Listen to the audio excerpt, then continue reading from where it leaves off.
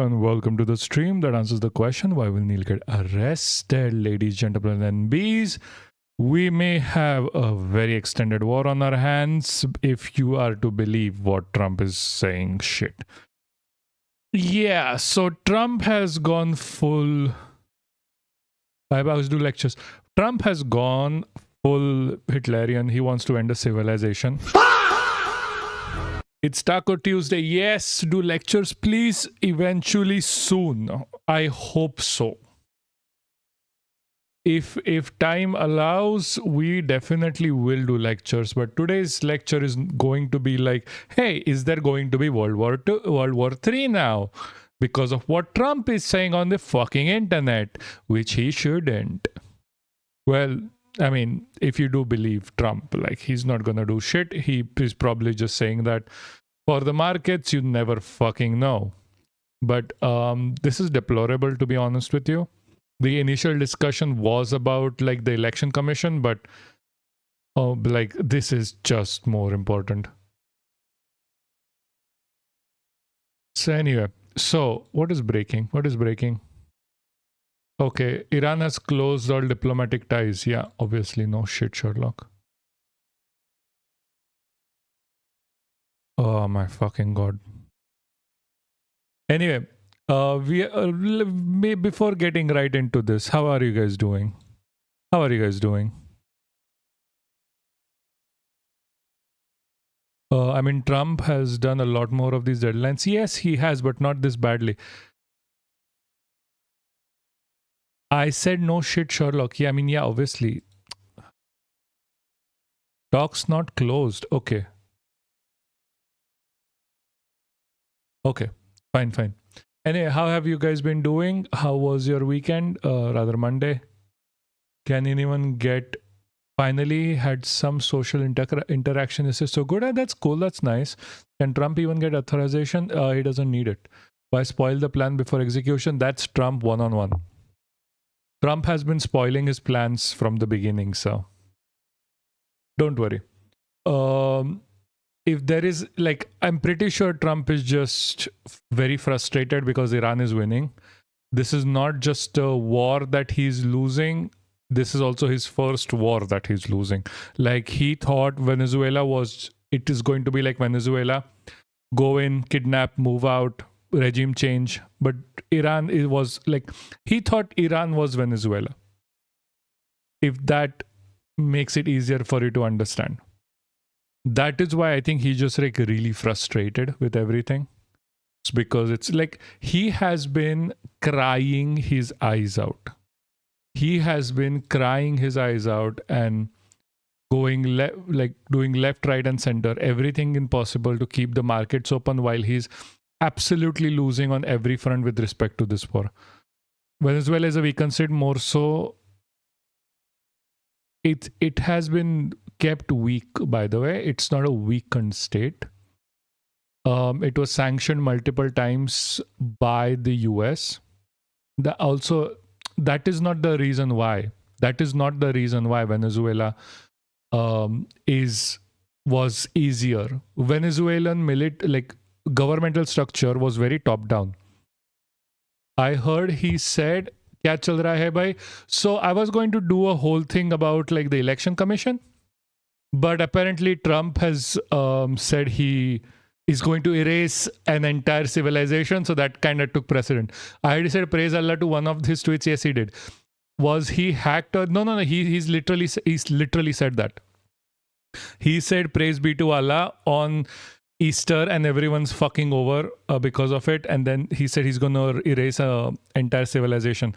The thing that I'm trying to say here is the difference between Venezuela and Iran is Iran was preparing for an invasion like this. That's why they are winning on every front. Like since 20 years, they fucking knew they were going to invade it. Anyway, and like Venezuela was very structured like a inverted pyramid. You take out the top leader and done. Koit 25th invoke karega bhi. That's not gonna work. Today's stream should be about SIR, but this happened. Exactly.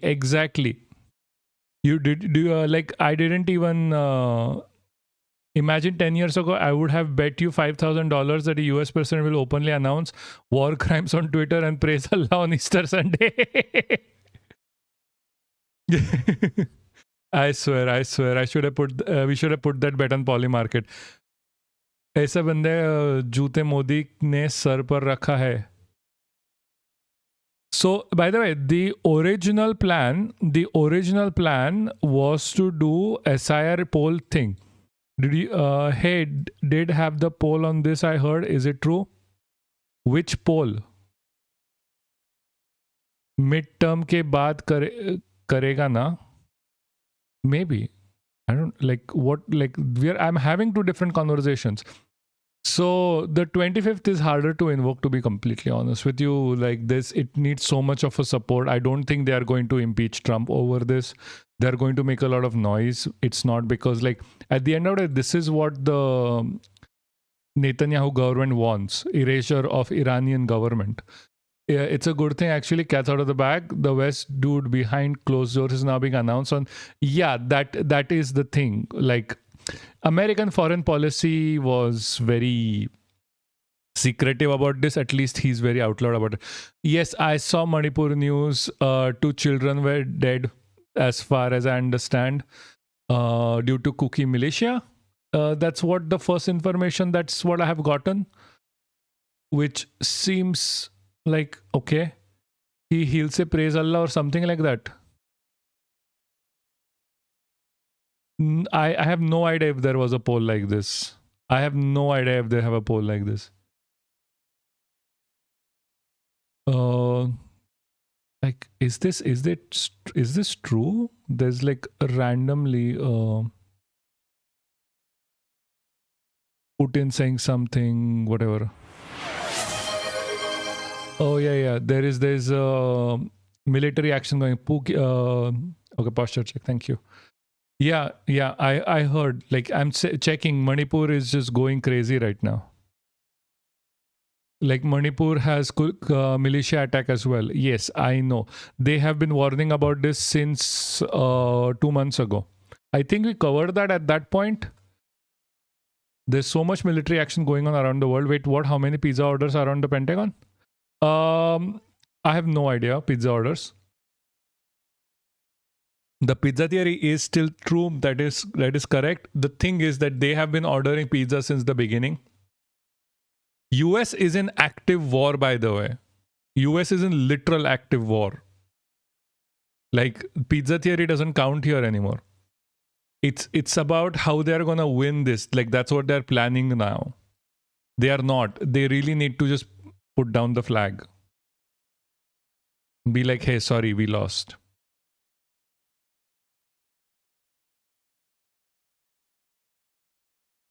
Manipur firing after mob tries to storm CRPF camp. Oh, nobody wins in a war, not morally. Yeah, I mean, Iran is still probably looking as winning. See, listen, pizza theory, that pedos thing. No. Pizza theory is literally about whenever there is a wartime shit going on that America is going to invade something or do something in the Middle East. Pizza orders around the Pentagon start coming in very late at night. So that's the pizza theory. And that is actually true.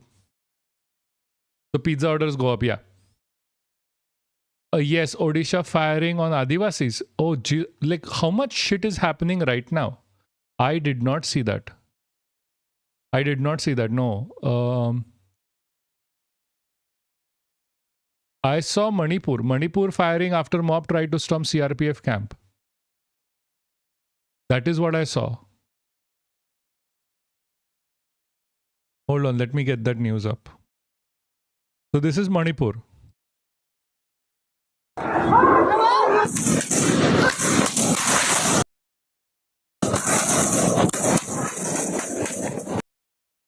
Tribal news is shared news by everybody. Okay.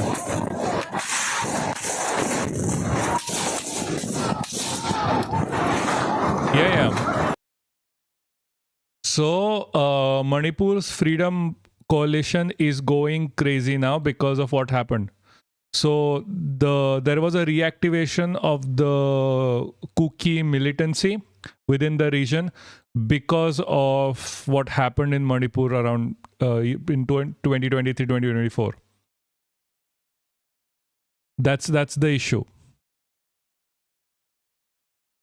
What is the pin tweet? What is the new pin tweet? Oh, okay.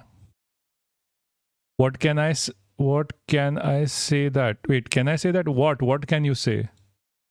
By the way, this issue with Manipur is literally something that the government of India, this is government of India's problem. They led to this. Never forget, the government of India led to this. This is what you call a blowback. Because of what happened with the Kukis, the Kuki militia took up arms against the government of Manipur. The reason why Manipur was burning and the government did not do anything was because the BJP was hoping to increase their vote share, because Kukis do not vote for the BJP. Now the Kuki anti-India sentiment has gone up. The Kuki Freedom Fighting Federation or the Freedom Militia had already said that they are going to start working within the region again. Kuki has been a war zone for a very long time.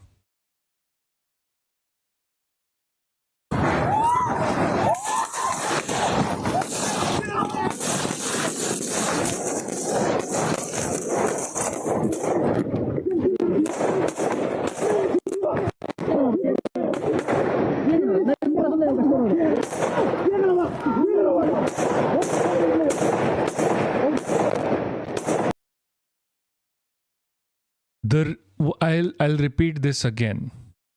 I will repeat this again. This is because of the government of India. This is because of the government of India. They ignored Manipur burning. And now the people of Manipur have taken up arms against the government. This is because of the ignorance of the government of India towards the plight of the Kukis. That the Kukizos have been forced into military action here.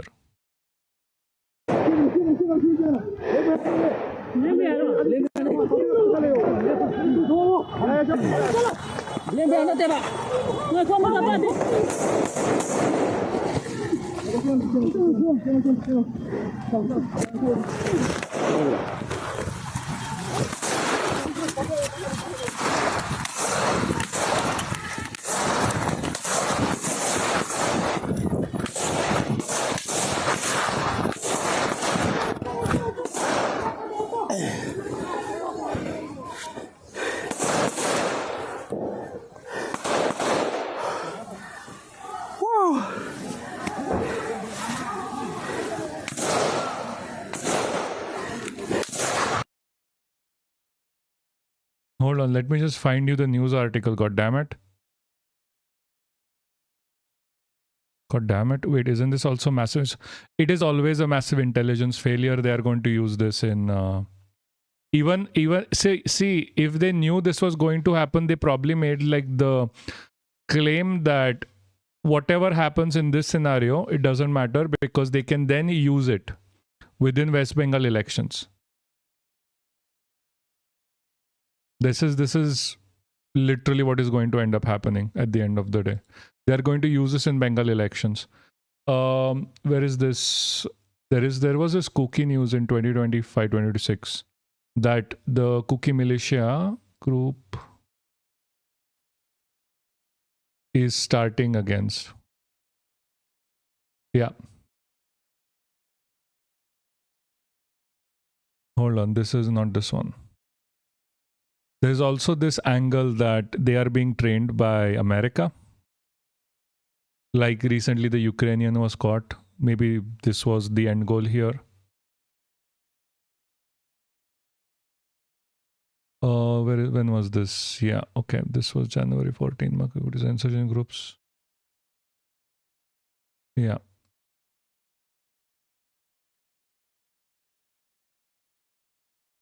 So Kukizo insurgent groups warn against violating ground rules. So one of the reasons why these Kukizo insurgents have gotten more of support from the local people of local people of Manipur, is because of what has been happening in Manipur for the longest time.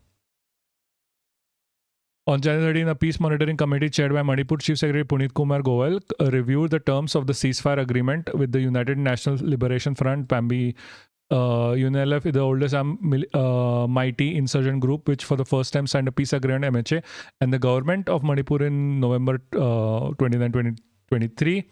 After ethnic violence erupted in the state of May the same year, the group operates from Myanmar, advocates for the secession of Manipur from India. The issue here is the whole thing, the entire thing here, all of this never ended. We covered this I think in January, actually, when this thing was released as well, that the attacks on the Kuki tribe have not stopped. The attacks on the people of Manipur have not stopped by the mighties. The government was still supporting the mighties in the eradication and the ethnic violence against the Kukis. Every community has their own militant group. No, that is not true. Militant groups are a response to bad governance, as it has always been. If your community has been ethnically cleansed for the past 2 years and continued violations go on, would you not take up arms yourself? If your brothers and sisters were raped and murdered, would you not take up arms? Like we are talking about the regional elections where death to cookies and like death to Mias, like ethnically cleansing of Muslims even has been like not just Muslims, but like Christians, which majority of cookies are Christians, has been government stance at this point. Like, did you see the Prime Minister visiting Manipur at any point of time or increasing, like trying to restore peace? No, you haven't. Even I'm saying like in Manipur, every ethnic groups have military groups like Naga, Mighty and Kukis. They have to at this point. No, BJP, see, Mighties are supported by the BJP, don't get it wrong. BJP does care. It does care for the vote share. That's why when it was happening against the Kukis, they didn't say anything. That's why Kukis are very much in the correct here to oppose whatever is happening. Like, insurgent groups are there as a response to government not giving a shit about the Kukis. Insurgent groups don't just prop up. Nobody wants to go out for war over nothing. That is the issue here. The issue isn't always like, everyone has their own insurgent groups. Everyone is fighting. Everybody, communities hate each other. The government plays a very important role here in actually pushing these insurgencies ahead. Like not as a factor of like they're actively doing it, but their own response, like how they react to some things like this, where they see like, oh, if mighties are killing cookies, we are gonna get a higher vote share, so we support the mighties. Thinking like this leads to insurgency. Insurgency doesn't just come around because of nothing. Like no one wants to go to war if they are safe in the land that they live in. Like, come on. No one is going to be like, oh, Manipur needs to be independent of India and we need to take the burdens of managing a small state within the region over having good economic and normal general conditions. I mean, it's just answer to the state. Yeah, I guess. So this is a response. This is a response. Hold on. Let me just quickly.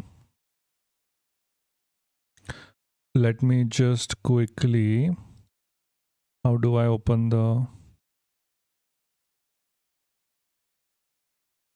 Okay. Hey. How's it going? How's it going, Bonzi?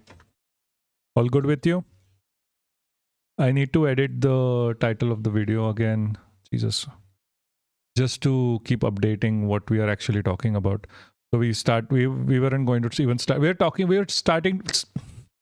Initially, we wanted to start with talking about the goddamn election commission, the SIR, and everything. But now we have to now start with Manipur. Then we need to go to what is happening with Iran and Kharge Island. All of that sort. There has been a history within Manipur. Treating humans as nothing but votes. It's crazy. No, it's normal for a fascist government. And like, okay, let's get this straight, completely straight. Listen, when you're talking about a fascist government, forget fascist government. Talk about like a capitalist government. At the end of the day, the point is to make a profit. Is to exploit. Just thinking on that level, you're making an entire population as just a means to an end of enriching yourself. In that scenario, treating human beings as votes is still a mercy, because at least you're using them for votes and not just exploiting them for everything. So yeah, this was going to happen. There is literally nothing you can do within a capitalistic system that doesn't exploit the poor, because that's the whole ball game here. That's why supporting a capitalist system, you're gonna end up with shit like this. You always are. There is no out of this. There's nothing out of this. Like, you cannot expect a capitalist system and people who support capitalism to think any differently, because everything is a product. Everything is about extracting value out of you while giving you nothing. That's why I identify, or rather I support socialism so much, because it is the only grassroots political ideology that actually supports you and treats humans as humans and not just a means to an end. Like, seriously. At the end of the day, we need to move forward from all of this fucking hate. Anyway, where was the... Am I stupid? Yeah. There is furthermore, there is like a...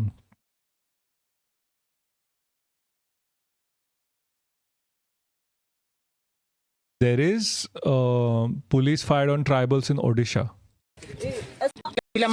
Okay, let me just be very clear with you guys. Currently, every single police in India is based on pre-colonial structures where police do not give a shit about anyone.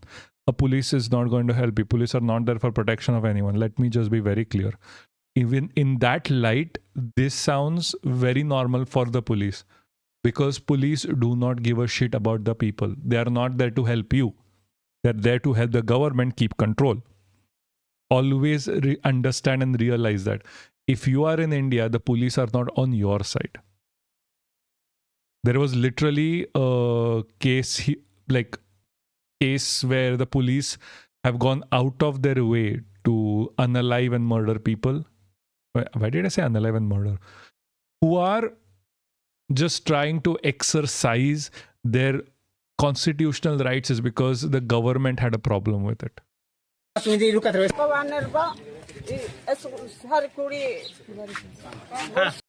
Good morning, Scarborough. I wish I had better news for you. Today is just going to shit right now. So,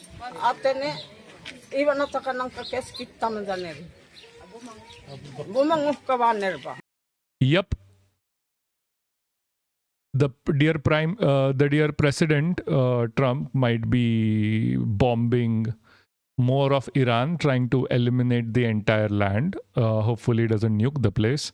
India, on the other hand, is also going absolute fucking shit all. There is military insurgencies going on, and it is the fault of the government. The police are firing on the tribal women for whatever fucking reason. And India again is turning more and more fascist. Sadly,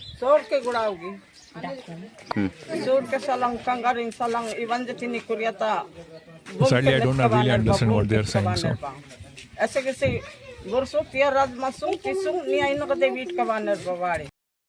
The police was literally firing on like guns, like not just any guns. Police were firing at like tribal women in India. For what, you may ask? No fucking clue. The thing is still developing. Like they are literally eliminating everyone possible at this point of time. Just can't help it. Jesus fucking Christ, this is next level idiotic.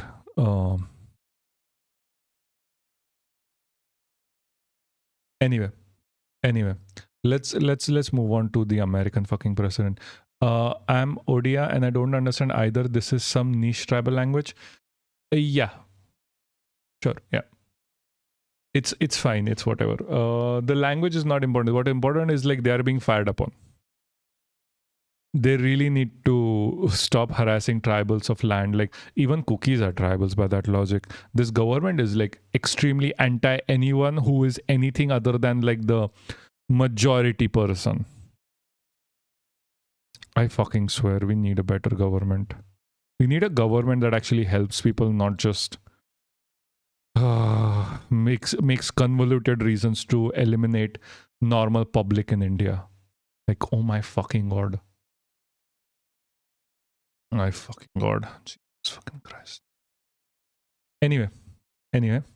Let's get back to the major news. The major news. Like the news that is going to fuck up the world now. There are fascist states that have better conditions than India. I mean, India is a fascist state right now, so, I mean, what can we do? India is a fascist state. So what can we really do here? Anyway, so this all started with our dear President of America who wrote this tweet. A whole civilization will die tonight, never to be brought back again. I don't want that to happen, but it'll probably will. However, now that we have complete and total regime change, I don't know who he's talking about, where different, smarter and less reckless mind prevail, maybe something revolutionary, wonderful can happen. Who knows? We will find out tonight. One of the most important moments, long, complex history in the world. 47 years of extortion, corruption, and death by America onto Iran. Is he pro-Iran? God bless the great people of Iran. Starting with that sentence is mental. Yeah, absolutely. Yeah, absolute fucking lootly. It is fucking mental. It is horrid. Where is the... Hold on. He also was praising Allah on Easter and everyone is just going crazy over it. Like his own people. Like also this is like doubling down on what Trump said. Like this guy is a cuck, by the way. Just to be very clear, he's a cuck. We feel confident that we can get a response, whether it's positive or negative. We're going to get a response. I mean, positive or negative. Okay, so that just means that Iran is not speaking to you guys like it shouldn't. How is that not expressing genocidal intent? It is. That's the fucked up part. It is expressing genocidal intent. They are expressing genocidal intent. The guy was like, I mean, these are the majority supporters of Netanyahu's genocide in fucking Gaza. Like, sorry, Israel's. I should like, it is still Israel's. It is not just Netanyahu. From the Iranians by 8 o'clock tonight. I hope they make the right response, because what we really want is we want a world where oil and gas is flowing freely, where people can afford to heat their homes and cool their homes, where people can afford to transport themselves to work. That's not going to happen if the Iranians are engaged in acts of economic terrorism. So they've got to know we've got tools in our toolkit that we so far haven't decided to use. The President of the United States can decide to use them, and he will decide. So they are just, at this point, I'm just like, after hearing him, I'm just like, I think they're trying to, one, flex. and two, just threaten and make Iran actually give a response. Because Trump has been crying. He has been saying that they won, and Iran is just not letting up. So maybe they're just desperate and they're just going for a Hail Mary, like, look, we are going to end your civilization. But I don't think Iran will ever fall for it. I really do not think Iran is going to fall for it. So, because again, hold on, this is going to sound so much better with the backdrop of this. Give me just one. It is a full tantrum. Hold on. This is going to sound so fucking funny.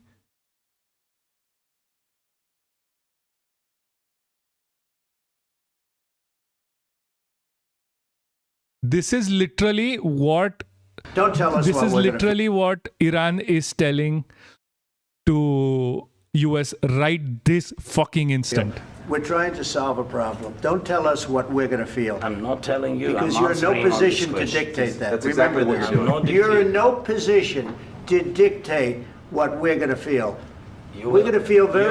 1 year and 1 month, Trump is sitting on the same chair that Zelensky was at that point, and Iran is basically saying, you don't hold any cards here. Will feel influence. We're going to feel very good and very You strong. will feel influence. You're right now not in a very good position.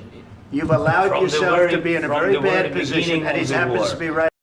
This is literally what Iran is telling to US right fucking now.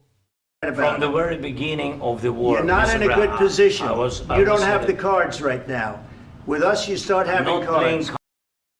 Both of them are idiots. Who? Like Trump? cards. Right Yes. now, you don't. I'm very You're playing serious, cards. Mr. President. It's a people. You think you're you- gay. And what you're doing is very gambling with What is World the War gamble? III. Like, this is Trump saying.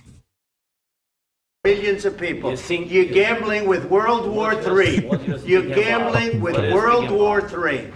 And Yeah. what you're doing is very disrespectful to the country, this country, I'm that's with backed all respect to you your far country. more than a lot of people said very they respect. should have. Have you said thank you once this A lot entire of meeting? times. Zelensky, I wouldn't say is an idiot. He has to follow what Trump is saying and doing. Like, even his support for Israel comes under duress that if they do not support Israel, Trump is not going to give them any weapons to fight against Russia. They are still getting invaded. No, in this Even entire meeting, today- have you said thank even you? today, Like, this is Vance and Trump basically being fucking idiotic. Even at that instance, everyone was so annoyed with them. But like right now, they're back into the same position that Zelensky is. Like, they're literally begging Europe to help. They're literally begging anyone they can to help because they're fucking losing. They don't own any cards at this point. They own literally nothing at this point. They cannot open the Strait of Hormuz. They literally cannot open the Strait of Hormuz, even if they wanted to, because of such lockdown that they are doing. Like Iran is doing, like it is perfectly complete. Hold on, let me just find that tweet where he's just crying.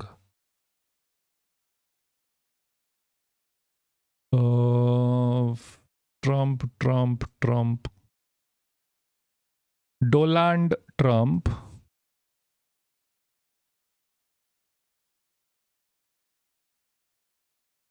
Okay. Where is this post from yesterday?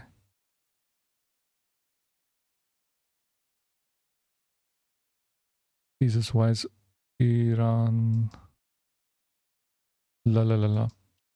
Where is the, how much does he actually speak? I thought he had like 3 tweets, but no, he has more. How much does he actually go off on? Like, oh my God. He cries about everything. He's a child. He's like a 5-year-old.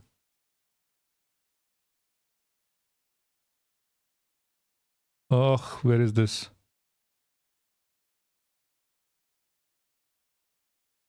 Donald Trump.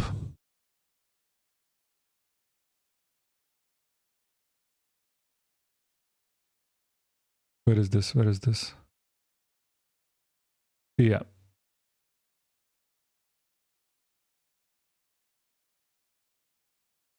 Lol. So he has many. Yeah, he keeps tweeting. He keeps tweeting. Like he just found what Twitter was, and then keeps tweeting on Truth Social. Tuesday will be power plant day. The bridge and day all wrapped in one in Iran. There will be nothing like it. Open the effing strait. This is new for like president to say. You crazy bastards, or you will be living in hell. Just watch. Praise be to Allah on Easter. His base is crying.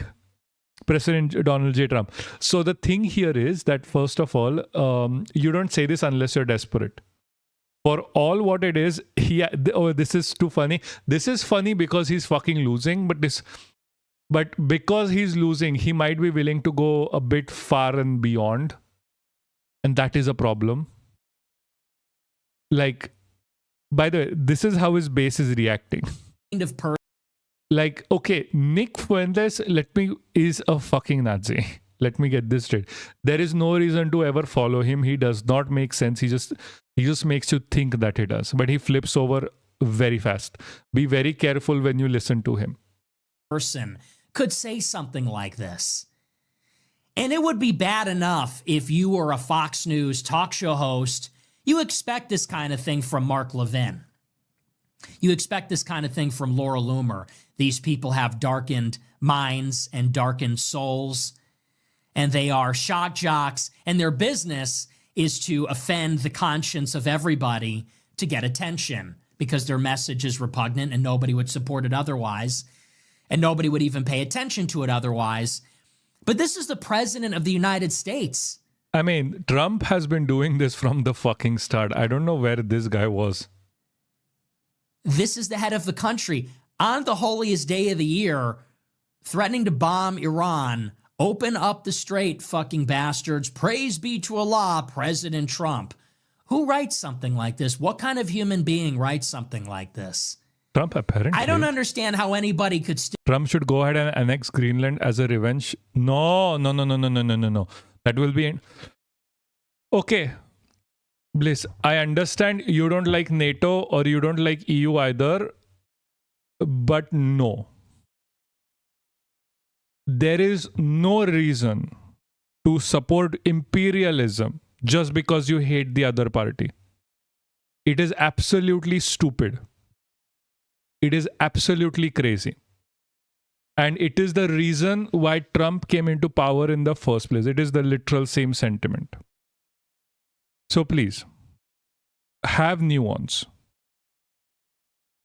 That is the nicest way I can say this, and I will say this. It will not. If you think that will lead to imperialism being undone, it will not. I think you have deluded into yourself that thinking America is the only imperialistic state out there. Like the moment NATO is gone, the moment America decouples from NATO and EU doesn't have enough weaponry, Russia is going to invade EU. Yes, US is worse than EU, that is true, but EU and like Russia, the moment this whole facade, let's call it a facade, breaks, Russia is going to invade the EU. Yes, it is. It is, sure. But that does not mean that you have to go out and be like, oh, I'm going to support Russian imperialism. You do realize that Russia is just as imperialistic as EU and America. Russia still has invaded every single neighbor it has. EU really hasn't. So within all of this organization, Trump annexing Greenland as a way to break up NATO is not going to be good for anyone. You do realize that. If you want lesser of two evils, then EU is a lesser of two evils. It is not Russia. Russia is not the lesser of two evils. EU is the lesser of three evils. You want to get rid of America? Do it. EU is still better than Russia. Even Soviet Union used to be industrial, although I wouldn't agree with this dissolution. No, I wouldn't agree with the dissolution of USSR as well, but we are not talking about the USSR. Nope, EU is worse than America now. It is fucking not. Are you joking? Like, come on, make fucking sense for 5 seconds when it comes to Russia. Like, do you really think that it is so much? No. Okay, so if no one has uttered a single word, so they're worse? Like, come on. France has nukes. Why would Russia invade? You do realize, like, they are not going to nuke each other. Nuclear only provides security against getting nuked, not getting invaded. Maybe there will be worse if neo-Nazis get elected, like AFD, etc. Yeah, if and when. We are not talking about right now. If you're saying EU is not worse because they haven't uttered a single word against it, well, they have. Go and check. Because you are considering EU like a monolith. If you're considering EU like a monolith, then Pedro Sanchez from Spain has, and like, oh my God, so EU has spoken against him. If you think, oh, that doesn't count, it's just one country. Ireland also has. Another country. Like, so what? You're considering only Germany speaking against it as like a sign of EU speaking against it? Because European Union is a union of countries. So be real. Trump is evil, but he's open about it. EU is evil. Oh no, shut up. No, seriously, shut up. Shut the fuck up. You have no idea what you're talking about. You have your ideas based on something you read from someone, and it is absolutely fucking idiotic. I did not come from EU Commission, has Kaja. So let them chirp. Who gives? Has the European Union invaded anyone as America has? No. Are some European Union countries actually revolting against Kaja and Ursula? Yes. If you're going to consider Europe as a monolith, you couldn't be more of an idiotic person in this conversation. So please, have some sense and morality, by the way. No, I'm not forgetting colonization. But we are not in 1920s. We are in 2026. We are in a war right now. You wanna shit on EU? Go right ahead. But saying that EU is worse than Russia is not fucking true. EU is not currently invading another country like Russia is. If you want to chirp like that, please chirp somewhere else, not here. EU backs Israel, India backs Israel as well. Half of the countries back Israel. Russia backs Israel.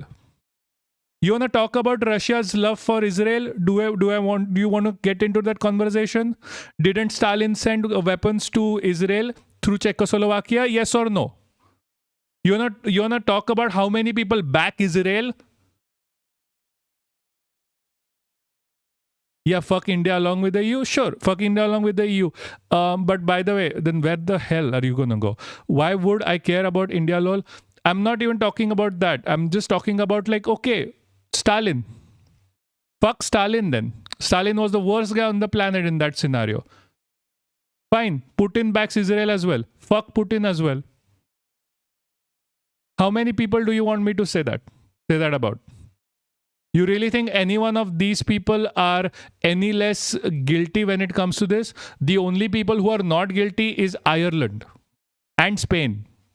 Even if Pedro is just on the surface. If you don't care to stop chirping like this, like you are like extremely pro-Russia in this scenario and you do not understand how Russia is worse than entirety of EU. Combined, because apparently EU is a monolith for you. You wanna chirp about that? Go right ahead, but not here.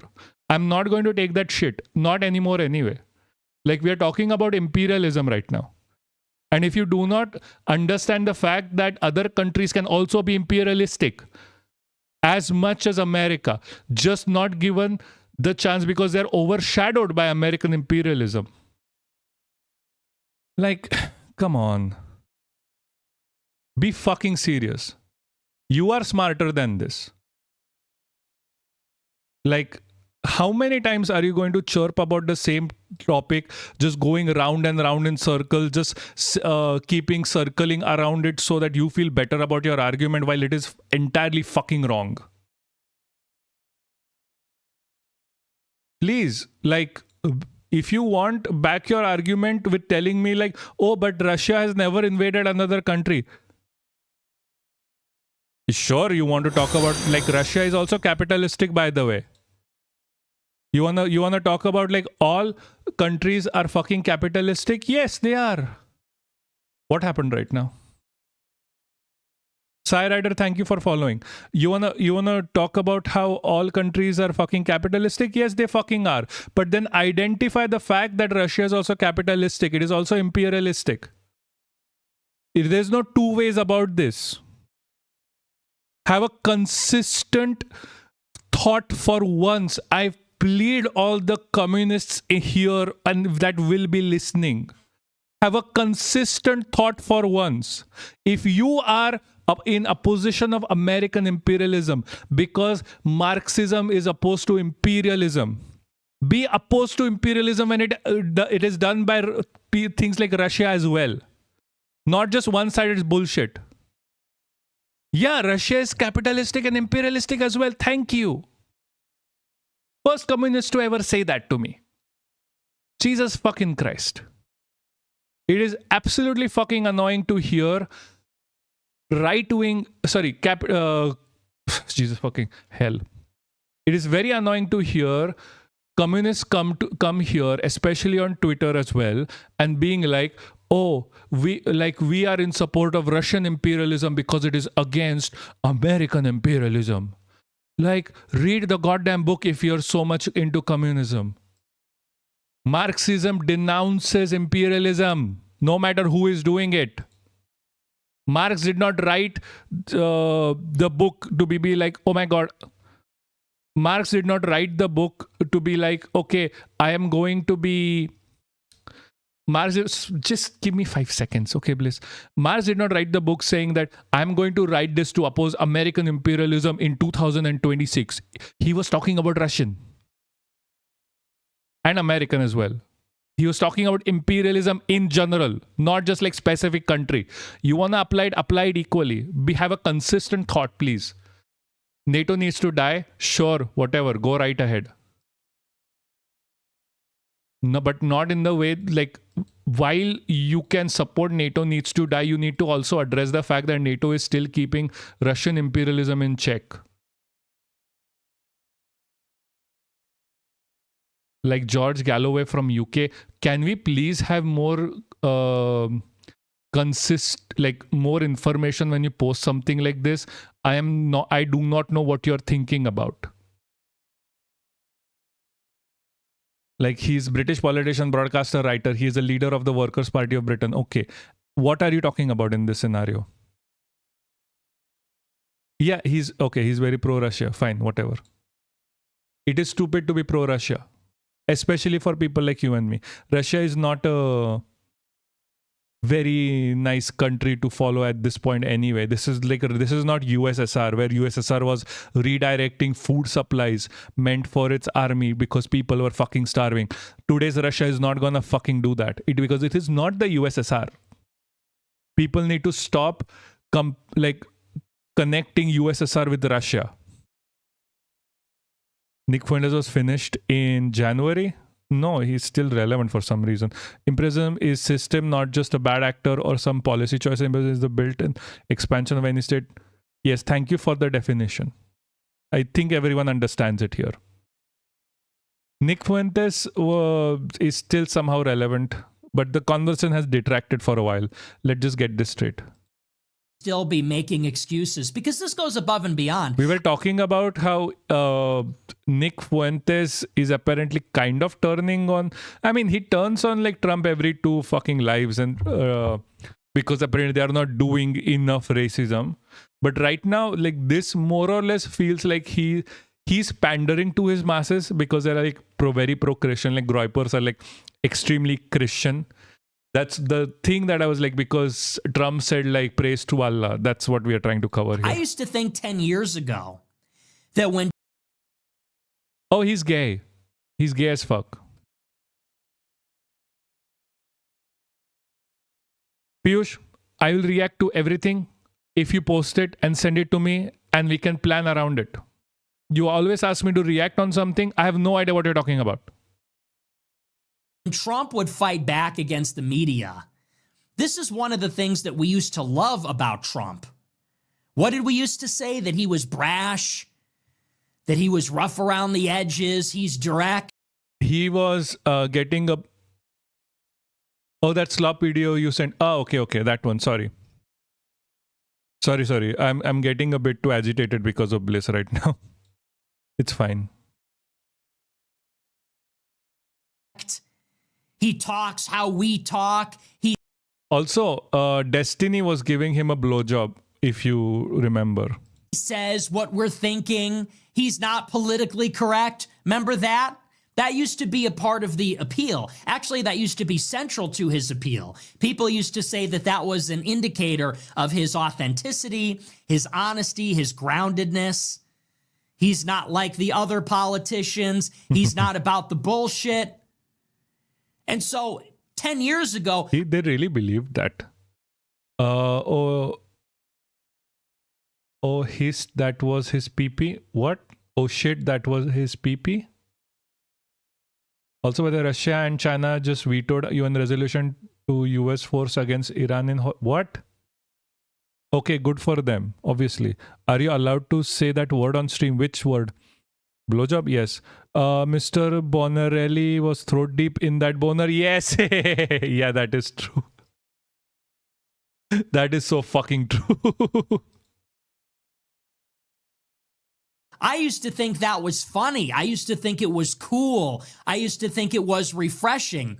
And the reason is because it seemed that all of the civility and the formalities and everything like that, it seemed like all... By the way, I can say a lot of words on stream. That is fine. It's just like the YouTube issue for later, but I can deal with it later. I don't really give a shit about YouTube. We are dual streaming. Most of... I'm just working towards getting better on Twitch for now. YouTube can kind of go fuck itself.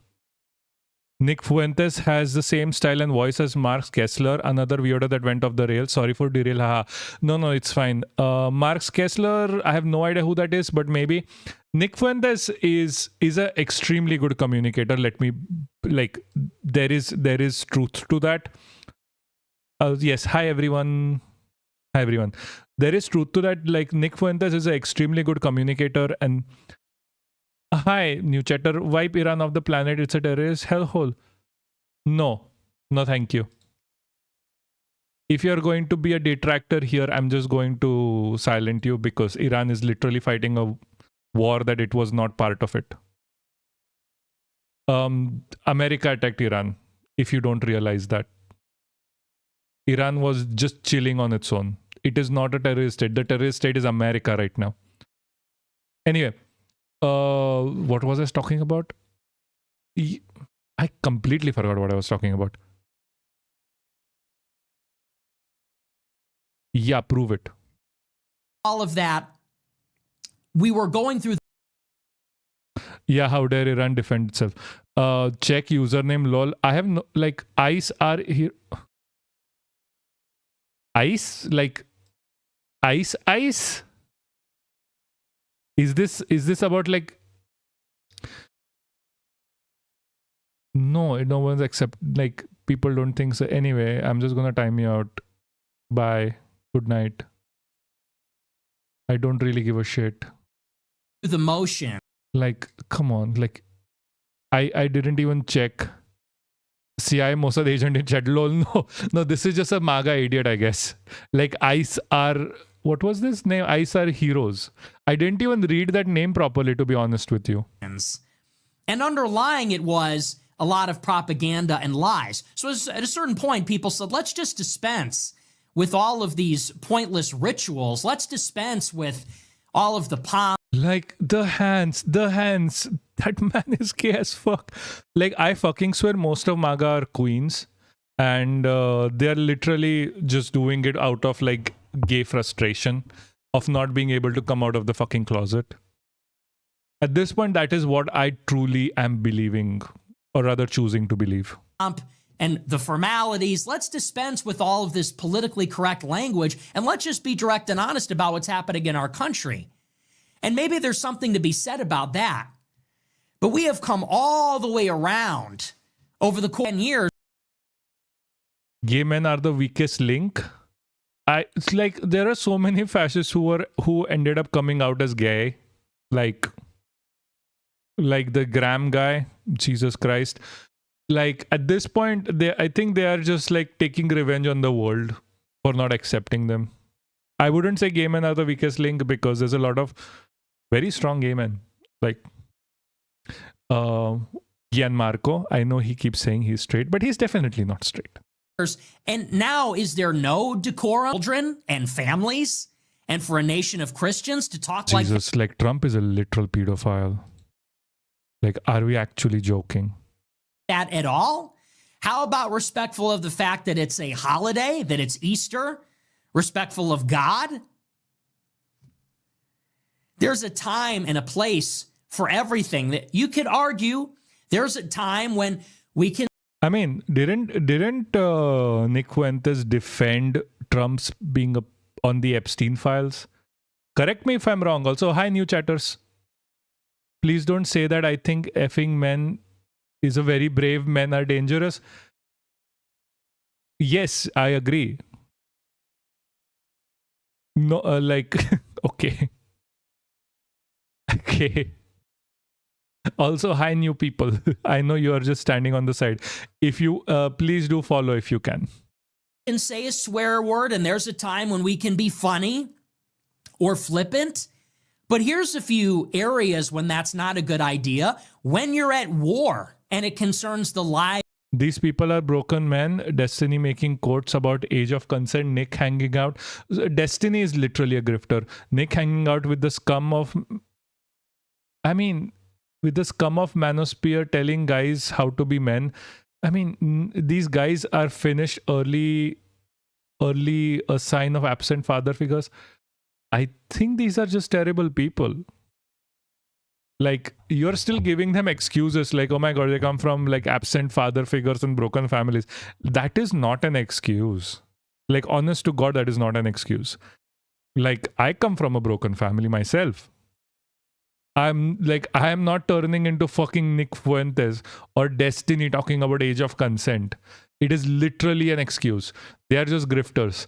Men suffering from problems created by men, yes. But like these men are grifters. They're there for the money. Like Destiny literally started being all Nazi about everything when he started losing followers because he wanted more followers. Lives and deaths of U.S. soldiers and civilians. Here's another time when that's not appropriate. On Easter, the one day of the year when we commemorate the resurrection of Jesus Christ. Actually, it's every Sunday, but Easter is the actual historical date when it happens. Those are a couple of situations when actually we want a president to be presidential. That's actually when we want the president to be respectful and to show a little bit of decorum. Now they are asking the press, like, oh, Jesus, I don't know what they expect from Trump, to be honest, civility. but fine. As long as the girlies are fighting, let them fight. Put that together at a time like this. What kind of leader are you? Better yet, what kind of man are you? And so I've been saying this for a long time. I'm over it. And I'm not just over the policies. I'm not just over the administrative aspect of it is not what we were promised or it's not optimal. I mean, I'm over all of it. I'm actually sick to my stomach of all of it. I really don't like this person anymore. I don't want to look at him. I don't want to hear him. So the thing is, he keeps saying that every single time. Like, Nick has extremely good clippers. Like, seriously, extremely good clippers. They will always send you the clip that when he seems like the most perfectly reasonable guy, and always cut out the part that would be like he's going off the fucking wall. Which is like the problem, like actually looking at his teams. By broken and absent fathers, I mean a very toxic household era and mothers that are there but still absent, like zero invested. Yeah, that was my childhood. That was literally my childhood. My mom was dead. Forget absent. Like, that does not define if you're going to end up like fucking Nick Fuentes or Destiny. What defines is who you are and what you make of yourself. Feel sick to my stomach every time I see this human being on the TV. And it never used to be this way. Who else? Like, there's this video I wanted to bring up. Hold on, if I can actually, because I tried to bookmark it earlier. Maybe it didn't. Maybe it didn't happen. Where's the goddamn bookmark? Wait, fuck. What is happening here? What is happening here? Okay. Jesus Christ. Both.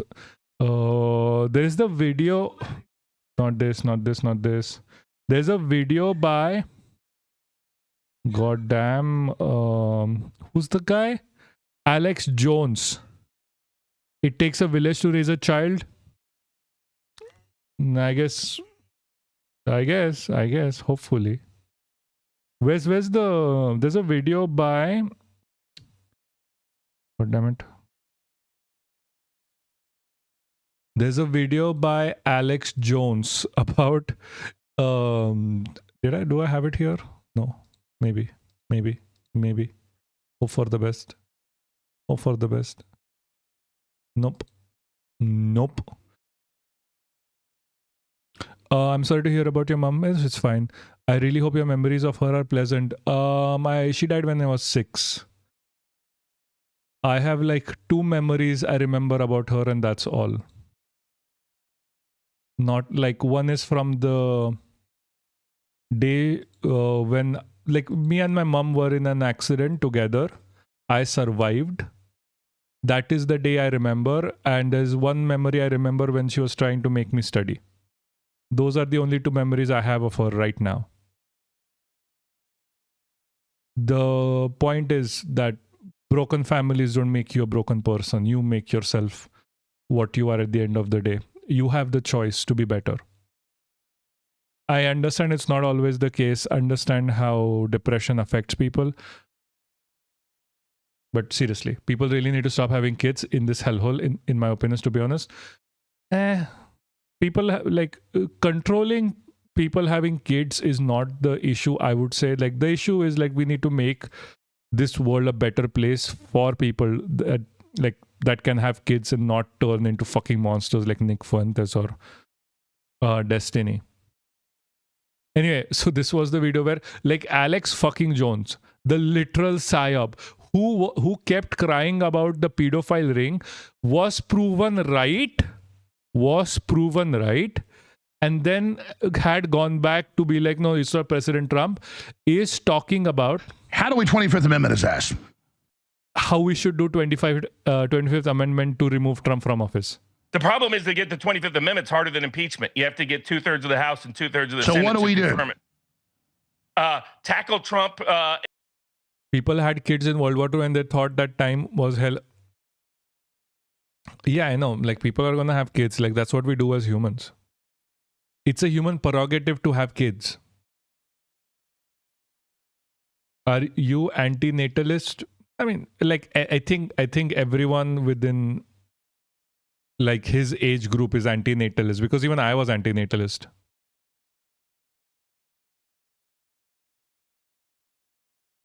Like,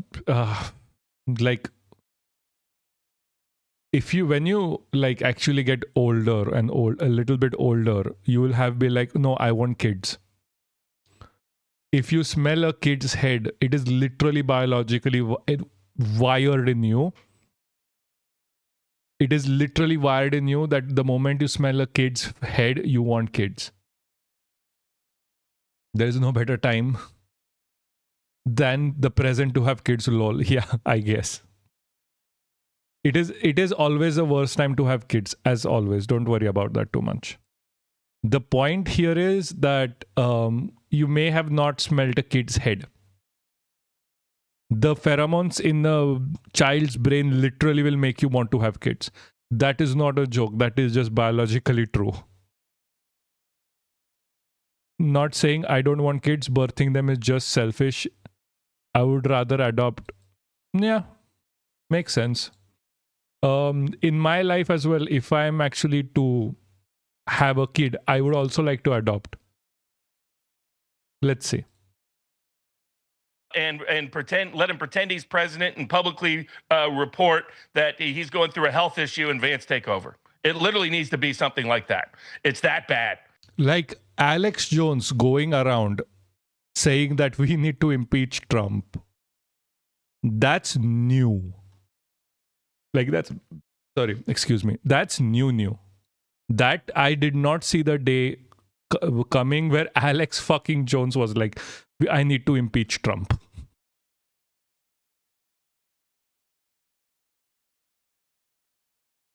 Adapt me. Okay, I will adapt you. I'll cosplay Bliss. I'll adapt to you. Don't worry.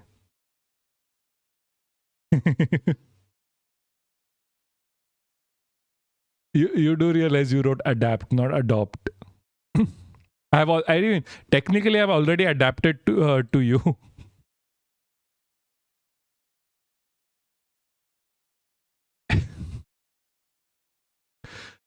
Jesus fucking Christ. Yeah, typo. No, I'm adapting to you now. I'm not adopting. I'm adapting to you. From Jan 6 to April 7th, Alex has changed. Yeah. He really has. He really has. It's not just that. It's not just that. Bro was all about like how we need to hang pedos. And when like Trump came out as a pedo, he was like, no, I'm pro pedo now. And this is the thing that has changed. Like saying praise Allah on Easter, I guess.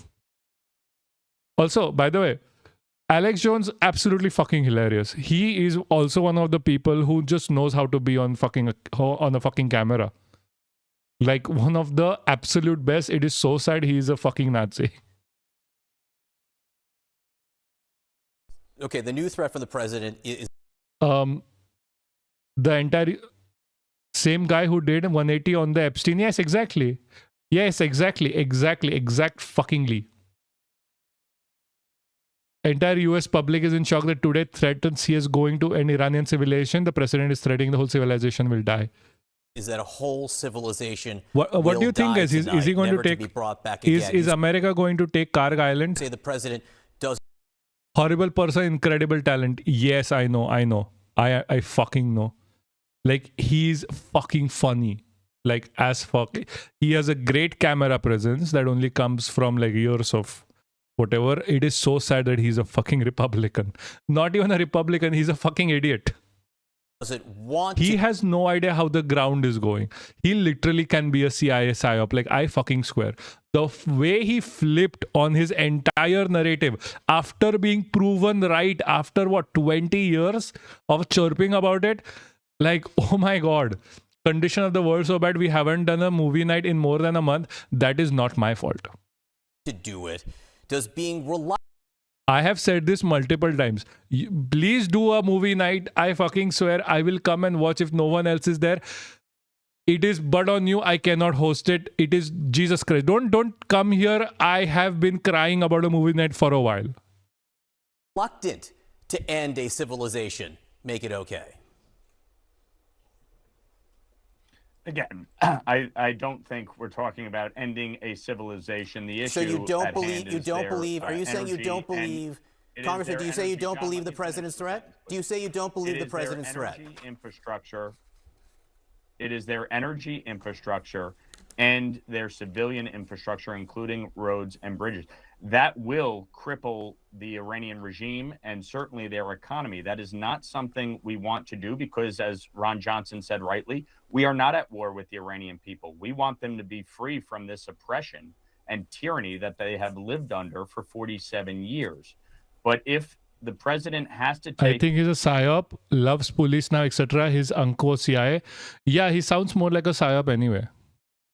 I don't want that to happen. Oh, yes, you very much do. Yeah, I know, right? necessary action to strike their energy and infrastructure, that is going to cripple the regime. That is what he is talking about. You don't believe a threat. You don't take him at his word that he will end a whole civilization. He is talking about the energy and civilian infrastructure. That literally means taking out the entire civilization, by the way. Also, ask yourself, what fucking good is Iran? Because your entire objective here was taking over the energy infrastructure. So why bomb in the first place? Like, these guys are fucking idiots. Like, in a bid to take over the energy infrastructure, they're bombing the energy infrastructure. Like, at this point, they're not even good capitalists. That's what he's talking about, John. Is he? Have you had a conversation with him about that? He says, never to be brought back again. He just means the bridges and the infrastructure? Again, John, we're talking about taking decisive action against Iran's energy and civilian infrastructure. That is what the president is talking about. He's not talking about obliterating innocent people. Yeah, that is literally what he's saying.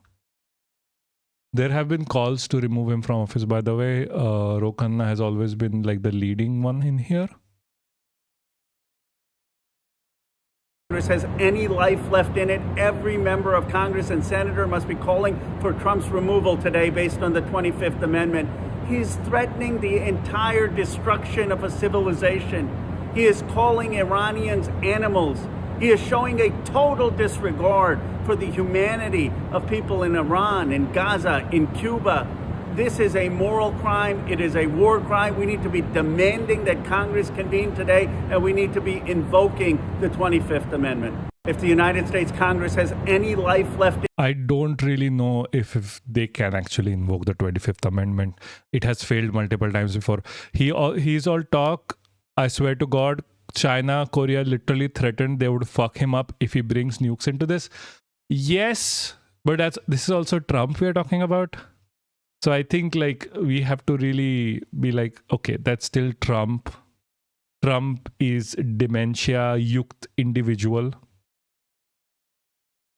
He might just forget that China and Russia has said something like this. I mean, got to push logic out of chat. Yeah, exactly. Like, you're being too logical.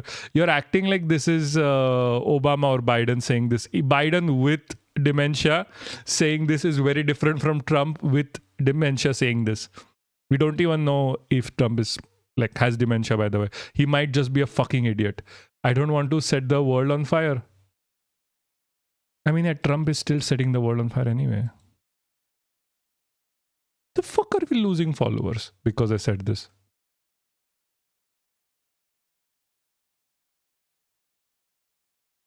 Okay.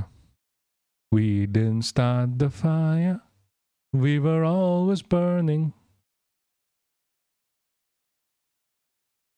The fuck is happening here? Why are we losing followers? Weird.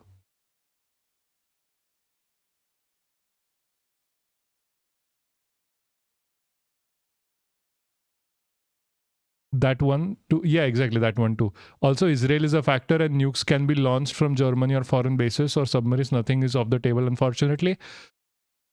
Yes, that is true. Israel always wanted to nuke the damn place. I fucking understand that.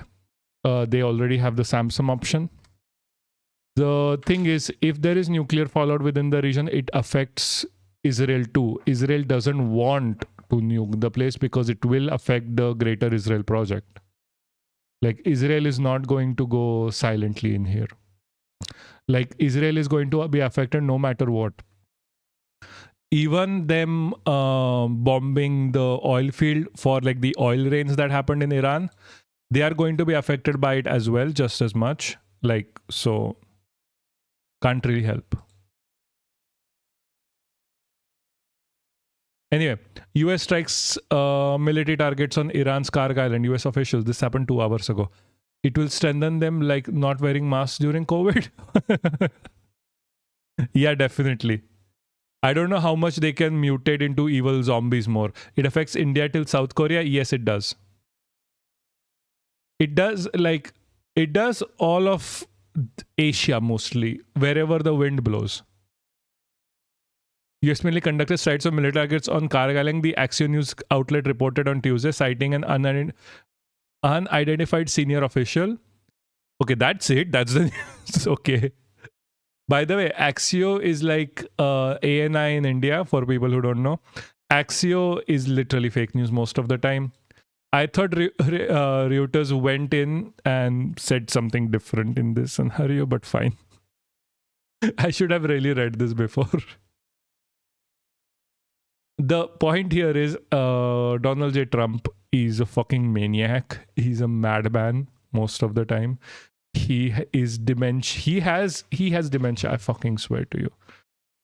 Also, what is CNN saying about this? 5,000 people live there, not just military targets. Where? Israel?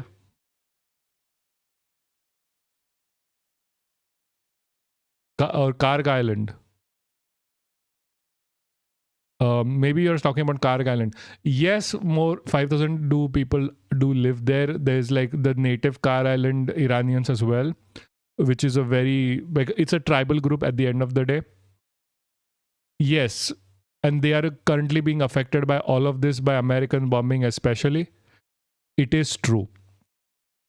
I'm just gonna check CNN quickly.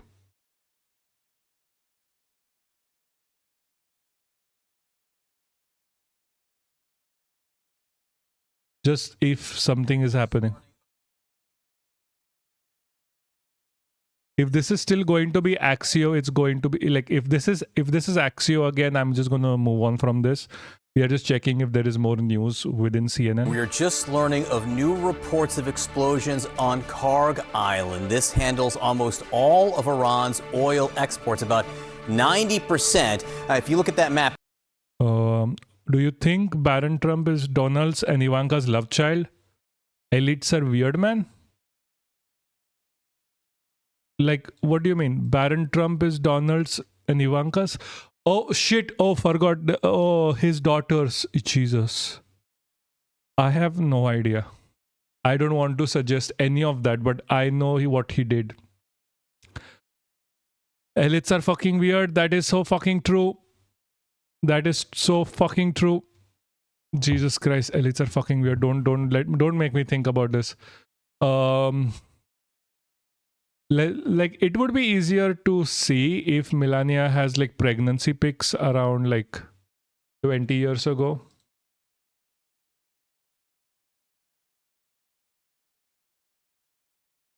Oh, where is this? 2006.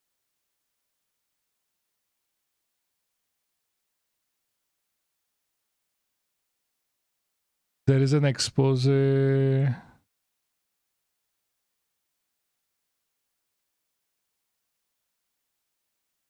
Oh, no. Yeah, she's pregnant. She was pregnant in 2005 with Baron Trump. Oh, Jesus, thank God. Jesus fucking Christ.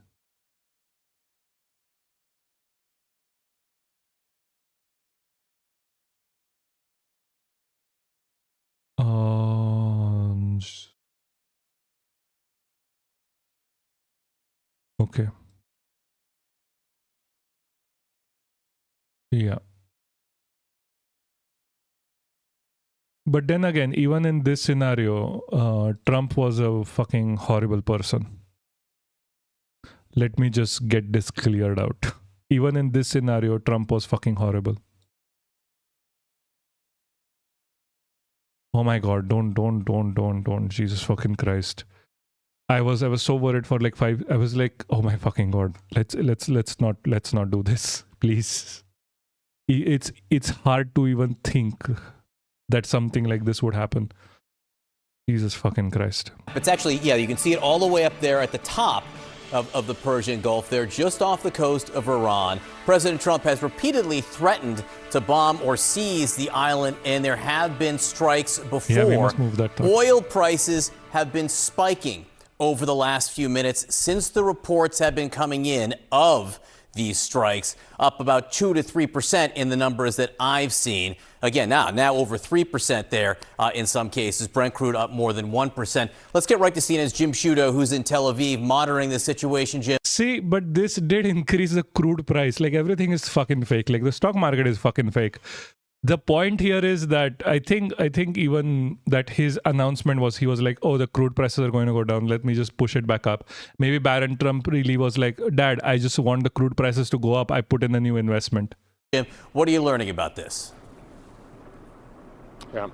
John, I just spoke to a U.S. official who confirms to CNN that the U.S. struck targets on Kharge Island overnight. To be clear, this U.S. official says these targets were military targets on Kharge Island, not oil facilities. To your point in the introduction, John, the U.S. has previously struck military targets on Kharge Island going back to the middle of March, and that appears to be what they've done again this time. And that's an important distinction, of course, because, yes, the president has held out the possibility of striking oil facilities there, which would have an impact far beyond Kharge Island, given that this is where more than 90% of Iran's oil exports come out of. But again, the U.S. official confirming strikes, but making clear that those strikes are solely on military targets on Kharge Island. Again, the reason we're distinguishing those two, because the president has said by tonight, and we have a countdown clock actually over in the corner right there, by 8 o'clock Eastern time tonight, which is now 11 hours, 56 minutes, and 54 seconds, the president has said if Iran does not open the Strait of Hormuz, if there is no deal reached, he will hit all bridges and all power plants, all, he says, in the nation of Iran. Again, so we're monitoring the situation very closely. New word of these strikes on Kharge Island. Jim Sciutto in Tel Aviv, thank you for bringing us up to speed there. Kate? All right, joining us now to talk about this, CNN Global Affairs analyst Kim Dozier, retired Army Brigadier General Steve Anderson. General, let me just ask you about this breaking news. As Jim Sciutto is reporting, a U.S. official confirms that there were U.S. strikes on targets on Kharge Island overnight, military targets, Jim is told, not oil facilities, not... That is just not true. The people on Kharge Island, the natives, do report getting bombed by the U.S. Those key energy facilities that have been now clearly threatened by President Trump. Take that, even though the United States has hit targets on Kharge Island before, when you look at it in the context and against the backdrop of this looming deadline. I'm now looking at Trump's family photos and see Jared Kushner's mostly hiding in the back like a spy. Maybe. I mean, Melania might be like a Russian operative to take control of Trump. Like, you never know. Kushner, Jesus, don't even get me started on like Trump and Israel right now. What do you make of it? Well, thank you, Kate. What it tells me is that they're considering perhaps a ground invasion of Kharge Island. The fact that they are not going after oil infrastructures, but they're going after military targets on the island, sounds to me like they're trying to soften the defenses in anticipation, perhaps, of some kind of deployment of U.S. ground forces into Kharge Island, which I'd like to go on the record for saying I think would be a serious mistake. But we do have the Immediate Ready Brigade from the 82nd Airborne that is pre-positioned somewhere in the theater. Probably Al Udeid might be in Kuwait. They're probably... Look at this. Look at what? Look at what? Did you send a link or something?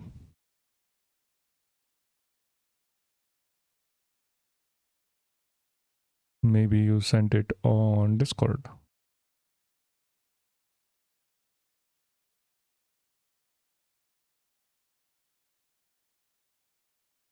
Hold on, I have no idea.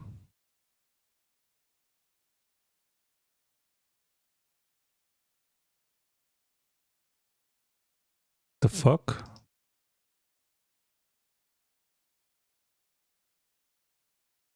Anyway. Probably just a couple hours away. The 31st Mew that we've heard about quite a bit, I believe they are still in the mouth of the Persian Gulf, so they're probably a good 10 to 12 hours away. And of course, in order to get to Kharge Island, they're going to have to go through the Strait of Hormuz, because that would be really problematic. So I think the only real alternative here would be the 82nd Airborne Immediate Ready Brigade. And again, I believe that they're probably softening defenses and perhaps at least threatening to conduct ground operations at Kharge Island. The president has put out a new message on social media. Look at the family photo of Trump I sent in the chat. I haven't gotten anything. Like, which one are we talking about here? I have no idea what you're talking about. I am getting 3 stars.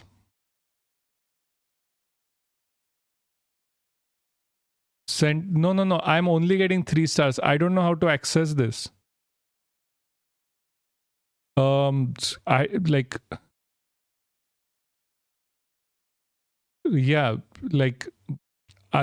Is it even available to do it here? I have no idea what you're talking about. Media. Can we put it up? Let's read it, because it's. I'm pretty sure I know the one that you're talking about. There's a whole lot of shit around this. We'll get to it when we get to it. About the deadline tonight. He wrote, "A whole civilization will die tonight, never to be brought back again. I don't want that to happen, but it probably will." However, maybe it's only for tier 3s. Maybe you should subscribe to tier 3. However, now that we have complete and total regime change where different, smarter, and less radicalized minds prevail, maybe something revolutionarily, wonderful can happen. Who knows? We will find out tonight. One of the most important moments in the long and complex history of the world. 47 years of extortion, corruption, and death will finally end. God bless the great people of Iran, the president ends with. General, just your reaction to what he just wrote.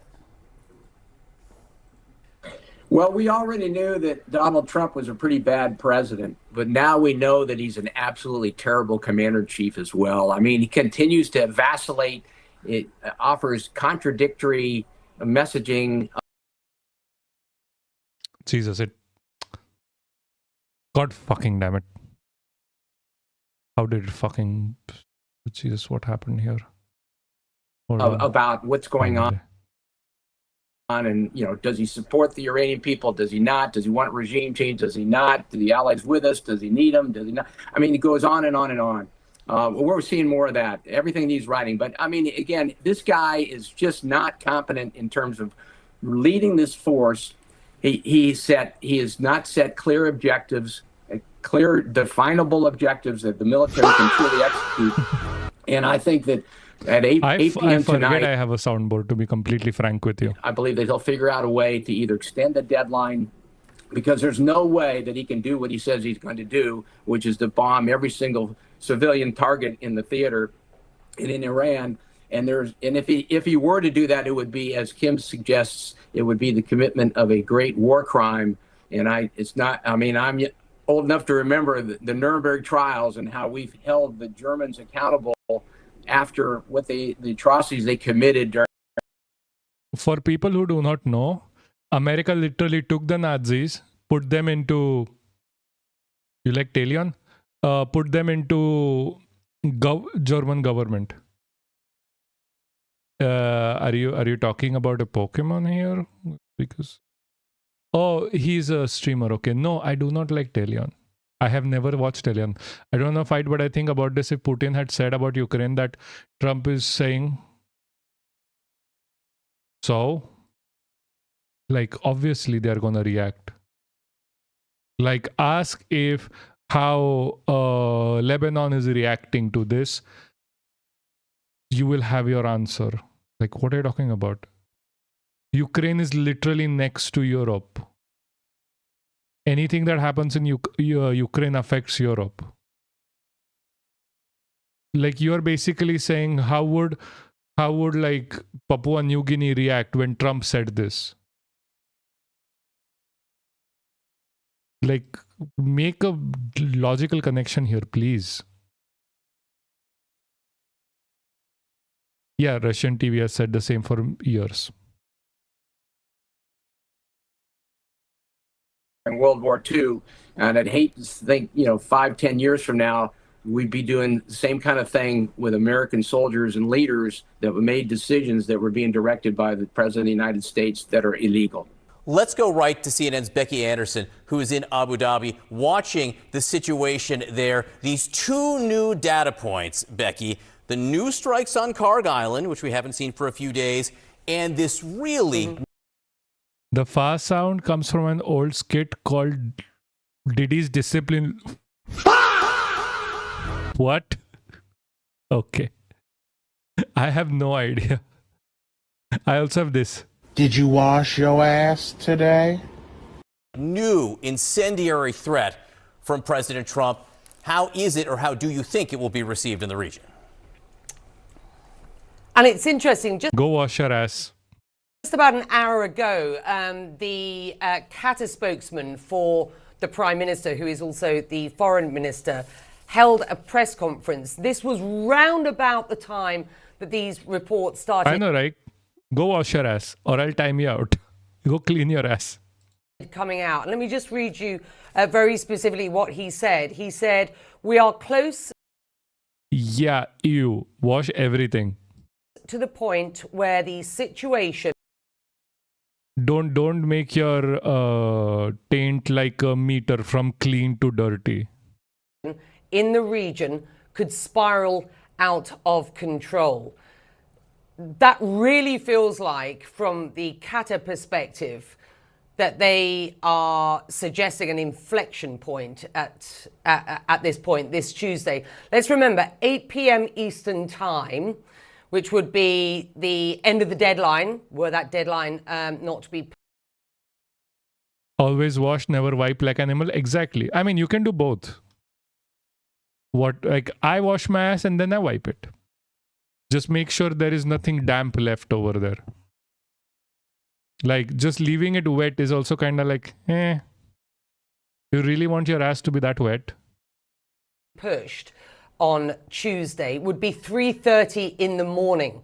Tehran time, 4 in the morning, for example, here in Abu Dhabi. So for the last, I'd say, 24 hours, this has been a region that has been on tenterhooks about what might happen next. You know that this... Bliss, you do realize even if they want to say this, like, Putin is not that stupid. Why are you just... Okay, I'm not going to get into this. Like, for you, like, it's like you understand what Trump says and does are different things, but you don't do the same for Putin. Like, come on. Like, Putin also says he wasn't going to invade Georgia. He did. This entire region is absolutely determined. It insists that this conflict cannot end until the Strait of Hormuz is reopened effectively, and that the regional security here is sort of ring-fenced. But at this point, it doesn't feel like we are at the point at which we are looking at a deal, or indeed the opening of the Strait of Hormuz. We just heard from J.D. Vance in Hungary. He suggested that these talks behind the scenes between the Pakistanis, Egypt, Turkey, and the US and Iran may provide us a bit of a window here, and we might see that deadline. Point is, West doesn't view non-West as humans. Putin is West as well. The heck?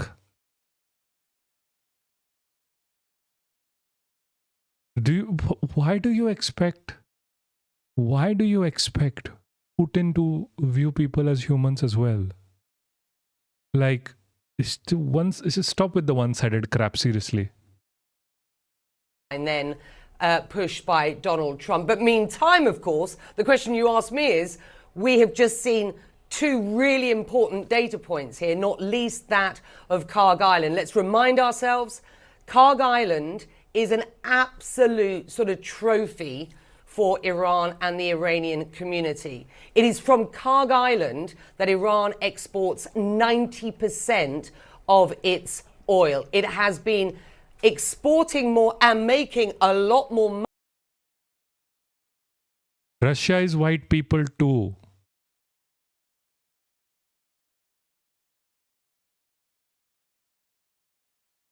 Putin's benefiting from this war. It's in his interest for war to get worse. Yeah, exactly. Putin is not a good person, guys. Like, be very serious. Putin is not a good person. If you keep suggesting like, oh, Putin is something different than Trump, like, come on. He's just not as stupid to come out and say shit as much as Trump does. But Putin is just as worse as fucking Trump. Like, why would you ever support a imperialist leader like this just because you hate America? Like, be fucking serious for like 5 seconds. Don't let your hate for one party make you love like the imperialist genocidal tendencies of another. Such geopolitical events usually don't happen as convenient reminders when the whole world is monitoring the situation. They happen when public attention is lowest and complacency is at the highest. Well, you would have thought the same about US invading Iran or US invading Venezuela. Putin is a bad person, so are Western politicians at that point. Yes, thank you. But can you make sentences that actually suggest that, not make sentences that like give a free pass to Putin over everything? Like, kind of bias is all over the place here. Can you please write sentences that don't suggest that you absolutely hate the West, but not Putin for doing the literal same thing?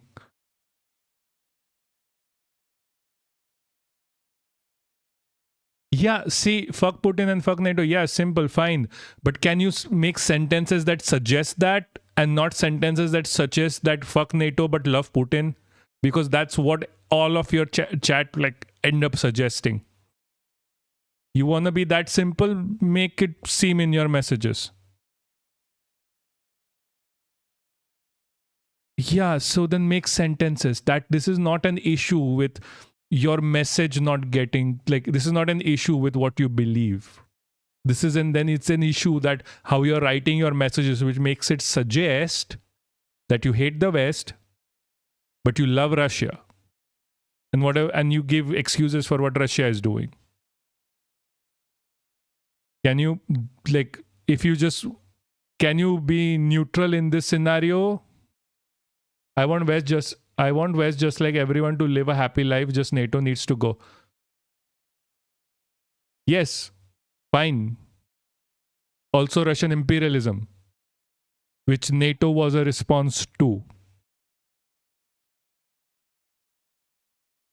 Like, can you please understand that the way you speak is an issue because you seem extremely pro-Russia while undermining Russian imperialism within your sentences. Should I speak slower? Money out of that oil since this conflict began, as it has access to that Strait of Hormuz. There has been a threat for some time against this island. As you rightly point out, at the moment we understand it is not the oil facilities, but just the radars and military sort of infrastructure around that oil facility there that has been struck. But were that to be the next target, I think, you know, we'd be into a wholly different era, as it were, in this conflict. So we will have to wait and see what happens at this point. But I can tell you from this perspective here in the UAE and in the Gulf region, this will be very closely watched as we move through these next hours. You're going to have a long, 11 hours and 30 minutes, Becky, as this deadline approaches. Thank you so much for that update. Anyway, So there is something funny that is happening. NATO expanded against Russia as well. Why does NATO require Russia's understanding? When Russia has to join NATO, it is the issue, West refuse, and that makes it okay that it invaded Crimea, invaded Georgia. It is fucking stupid to even suggest that within this conversation. You want to hate on NATO, go ahead. You want to be actually reasonable and an actually thinking person, then don't suggest bullshit like this when you're talking about imperialism.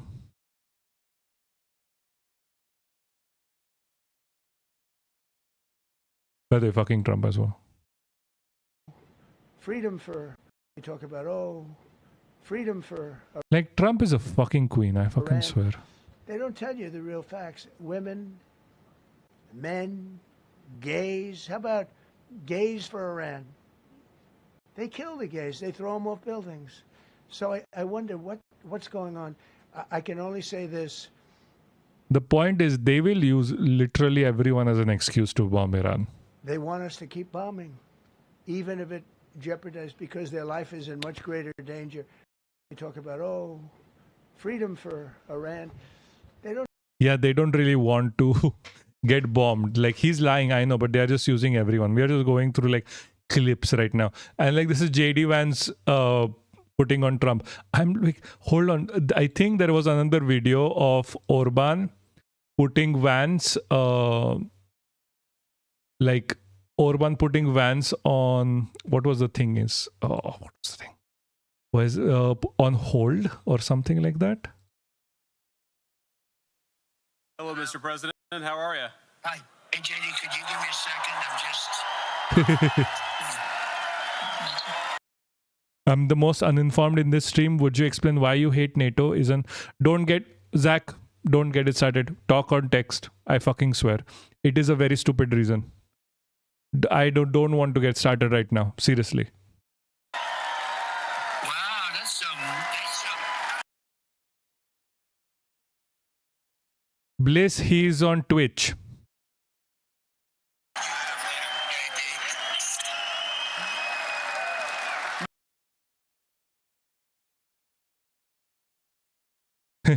Trump scolding JD. Mr. President, you are on with about 5,000 Hungarian patriots, and I think they love you even more than they love Viktor Orban.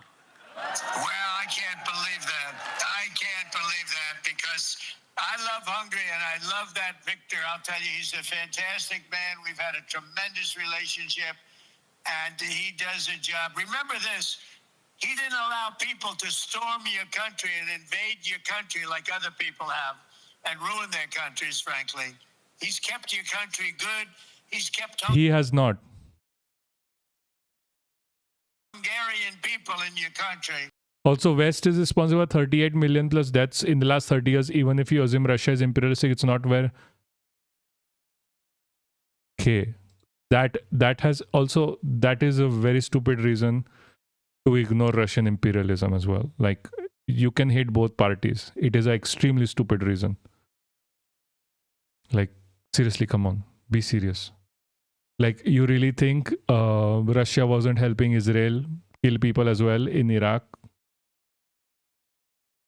Like, or bomb Lebanon? They are a military partner to Israel. And he's done a fantastic job.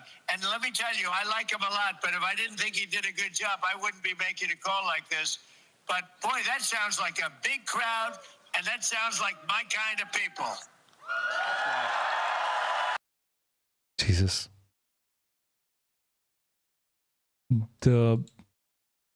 By the way, JD Vance is literally slamming EU right now over not support for Orban. Like, come on. Seen or ever even read about. The bureaucrats in Brussels have tried to destroy the economy of Hungary. They have tried Orban to is a literal dictator, by the way, just to be clear. Make Hungary less energy independent. They have tried to drive up costs for Hungarian consumers, and they've done it all because they hate this guy. I think that what the people of Hungary, I would encourage them to The fuck? Give it a moment.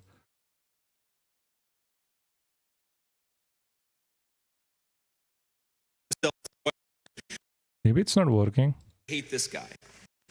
I think that what the people of Hungary, I would encourage them to do that, not who's pro or Or maybe a different one.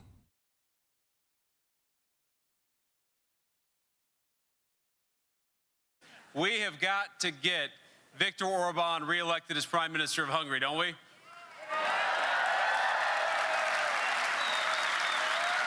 I swear to you. Yeah, sound is weird on that. Yeah, no, it is extremely weird on that. That's why I flipped over. He's fucking sucking up to Orban because Trump fucking loves Orban. I think like fascists are very similar, I guess. They love each other.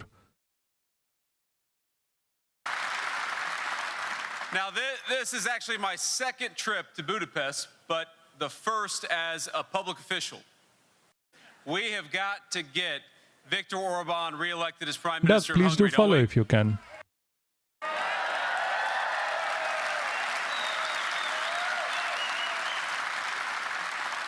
Now, this is actually my second trip to Budapest, but the first as a public official.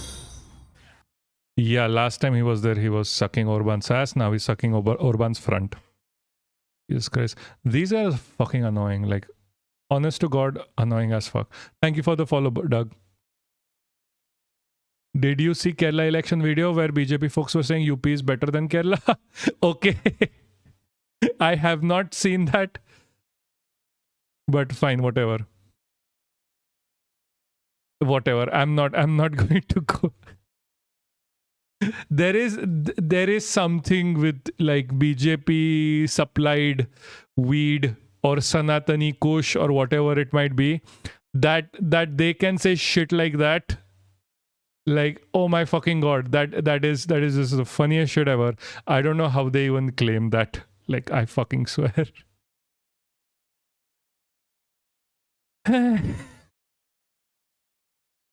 Did you see the video where China says that it will destroy Israel if they use nuclear weapons on any country? Yes, I've heard about that. It is fingers crossed. Like, seriously, Israel using nuclear weapons is an actual threat to the world. It is literally an actual threat to the world. Anyone who can keep them in check, please do. They have nuclear weapons like that they stole from America, and they are completely unchecked. Fingers crossed. Literally, China is in such a good position to actually save peeps.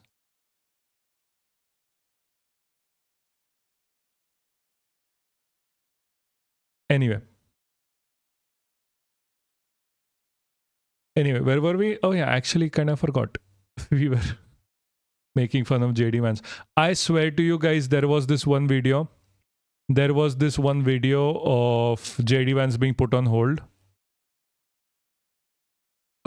by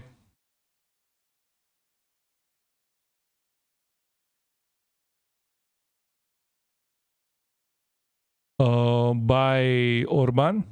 That was right now. That came out right now. Oh Jesus, where is this? That was quite funny, but I think they removed it.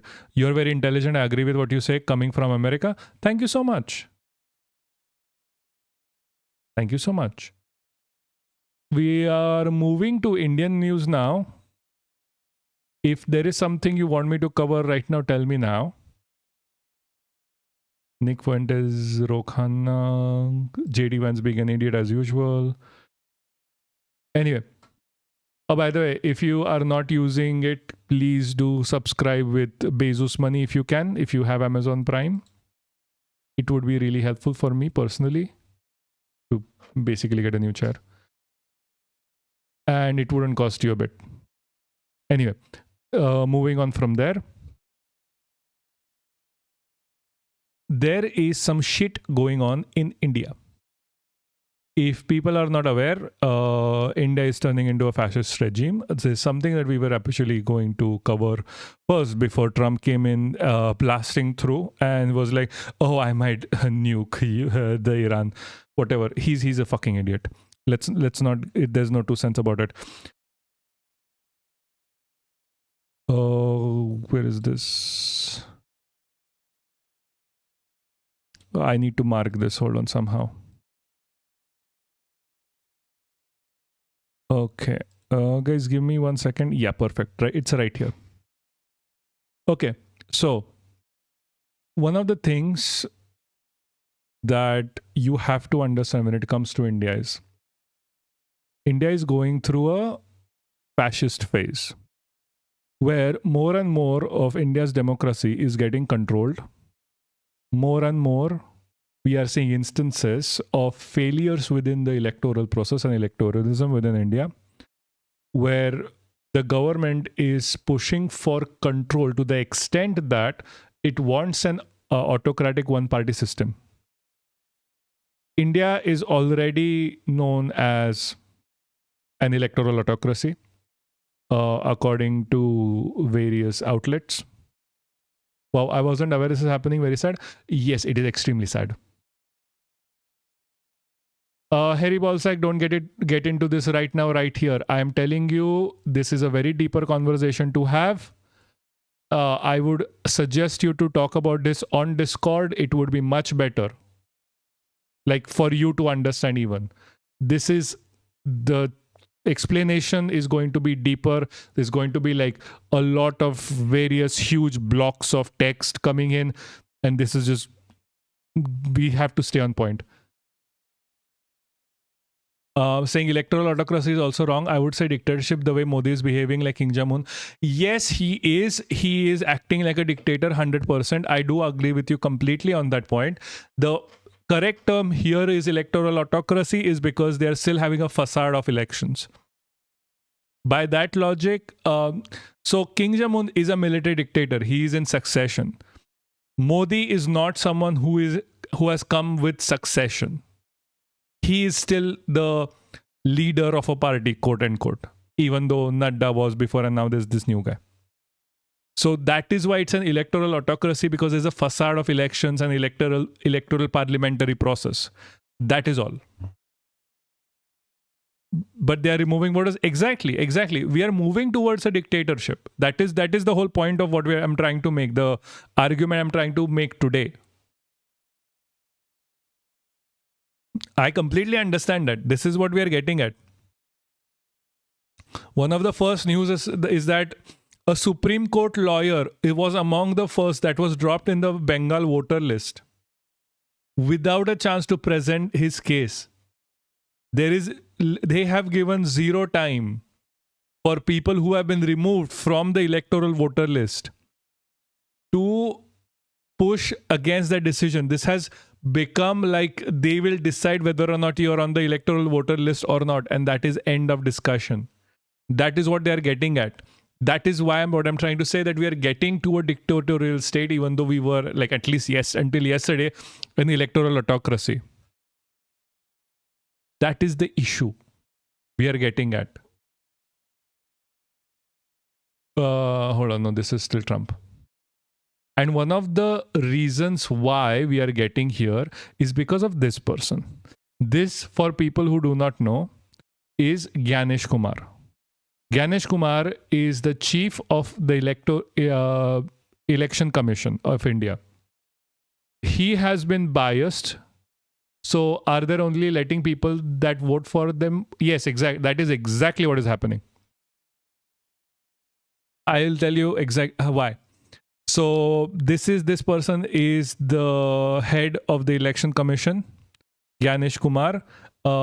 He is someone who has come up through the BJP politics that is currently ruling, and then he was selected as the election commissioner. And within his job roles is to be impartial, but he hasn't been impartial, not from day one. And you can see this through how he was elected himself. His elections came up compromised. I mean, he's like, are you compromised if your only job is to work for the BJP? Like, I wouldn't say he's compromised, because that's what he was there for in the first place. Kerala corruption case is used to blackmail him. Oh lol. I do not believe that he is compromised, not for even 1 second. He was in this position to work for the BJP. I do not believe he is compromised for even a second. That is just not happening. I am sorry for whoever thinks that. Like, the BJP seal was on a letter from the Election Commission. It sparked a row, and they were like, no, it was just a false or whatever. That is official Election Commission material, and they let this pass. It's not like it's like very small or something. This is an internal fucking document. Like, come on, this was given clearance. Like this, they are sending this shit to the current government and being like, is this okay? Guys, please tell us. I am sorry, this guy is not compromised. This guy is there to work for the fucking BJP. Like, hold on, where is this? Uddhav Thackeray, there's so much news on this point. Jesus. I think he was elevated to the position just because he was compromised, and then BJP had dirt, now using dirt to control. It is too much work, I would argue. It is too much fucking work, I would argue, that to do this. Why wouldn't they just get a loyalist? Like, do you really need someone who has been groomed and grown up within the BJP ecosystem? The person is made the commissioner, like election commissioner. Do you really think you need like dirt on him? Like, maybe they have it just in case, but they are definitely not using it. I do not believe that he's compromised for even a second. The way he's acting suggests to me, at least, that this person is completely in BJP's pocket. He is completely supporting BJP and wants them to win at this point. Like, he's just there to make sure BJP wins by hook or by crook. There's a reason, like how he was even elected as the election commission. First, they changed the rules. They removed the Supreme Court from being one of the selectors. So it is now, earlier it was like the opposition gets a vote on who's going to be the election commissioner, the current government, and the Supreme Court. Now it's a person appointed by the government, and the opposition. Yeah, I really don't believe he's compromised. Like, they would have compromised the one person before. That is fine. That I can believe. This one, nah. This one is there because for them. This is your moment. Subscribe this week. Code on your screen right now, or you watching. Now back to the election commissioner. A big announcement on Monday night has stirred a bit of a controversy in India. The President of India appointed Gyanesh Kumar, the current election commissioner, as the CEC, and Vivek Joshi, Haryana's. Oh wow, that's cool that you combine YouTube and Twitch chat so I can see both. Yes. If we get bigger, I might have to remove that. I don't really know. Like, if we get bigger, maybe I'm gonna have to remove that. I think there's something with Twitch, what happened with Gigak, that he got banned for it. We will see. Chief Secretary is stepping in as the new election commissioner. Sorry, I don't want to be like, oh my god, like I'm like cutting off your feet while saying that. I don't want to sound like that. I'm sorry if I do. It is just something that came to my mind.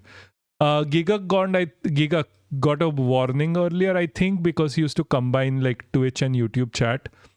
Like, it's not precisely in the rules that you can't do that. But it is also a thing that sometimes they selectively enforce Twitch. I'm not sure. While Sukhbir Singh Sandhu is staying on, completing the 3-member ECI. Now, if you're wondering why this is a big deal, let me break it down for you. The concern here is that these overnight appointments might be an attempt by the Modi government to rush things before the court rules on this law. The new appointments are based on a controversial law passed by the Union government in 2023. And this act is currently being challenged in the Supreme Court. And here too, it's important to point out the chronology.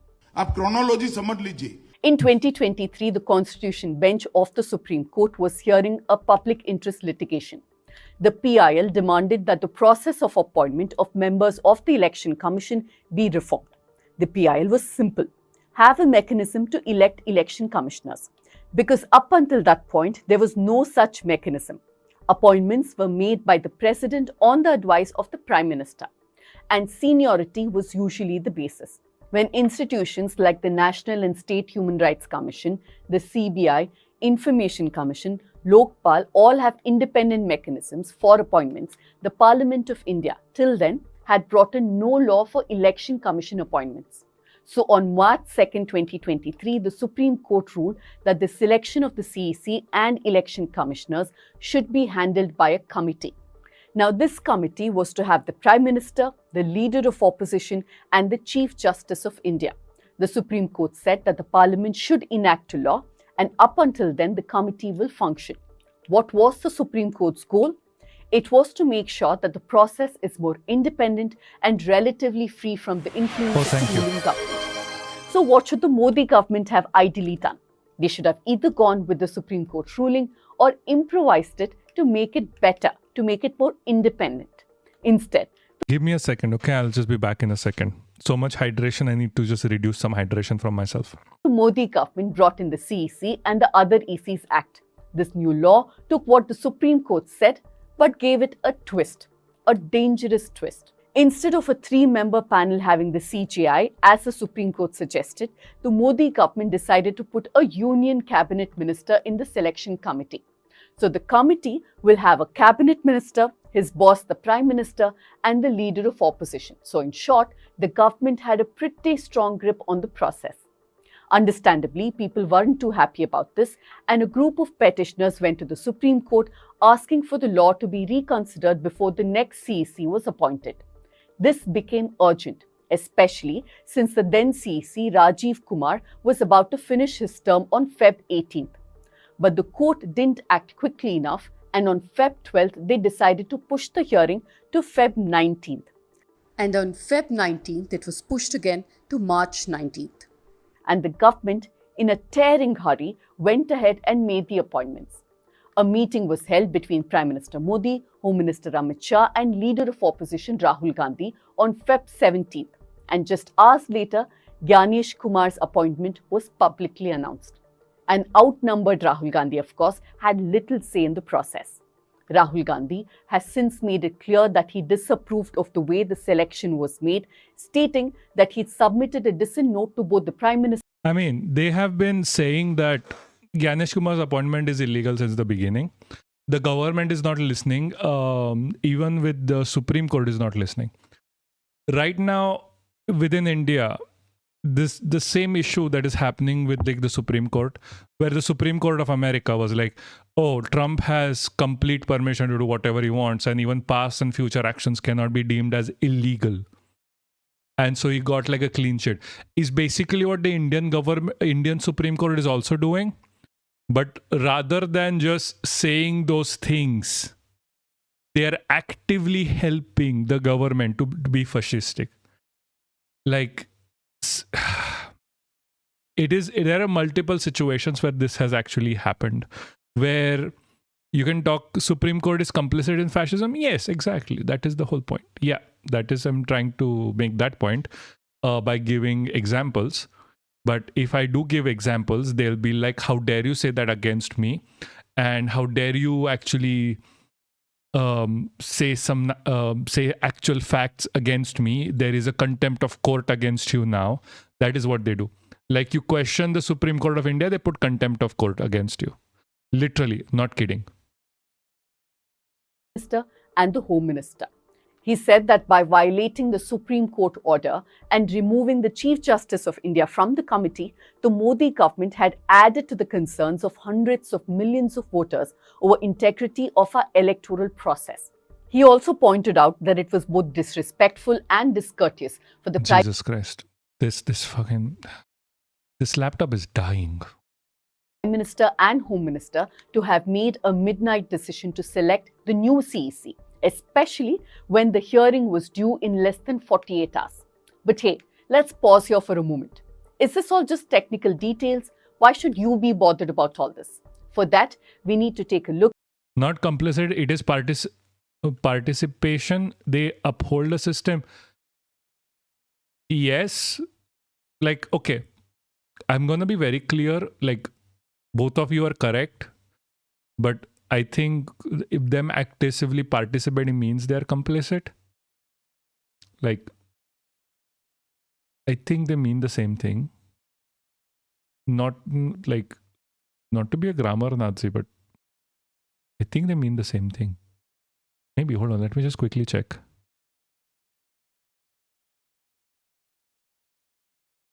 I mean, complicit means being participated, right?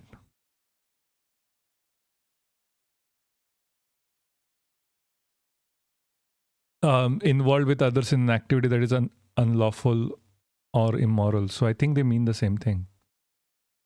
Sorry, I'm getting distracted. Look at exactly what the Election Commission's job is. The ECI is responsible for conducting elections at both the national and state levels. It decides how elections are held, when they are held, and even manages crucial details like voter registration. As India. So now, because of this, the voter registration in this part has become a complete fucking issue. Because we have seen it before as well with West Bengal election, with Bihar election, with Maharashtra elections, with UP elections? Yeah, UP elections as well. We are seeing it in Kerala elections as well. Multiple people have lost their right to vote. For example, in Assam, despite proof of citizenship.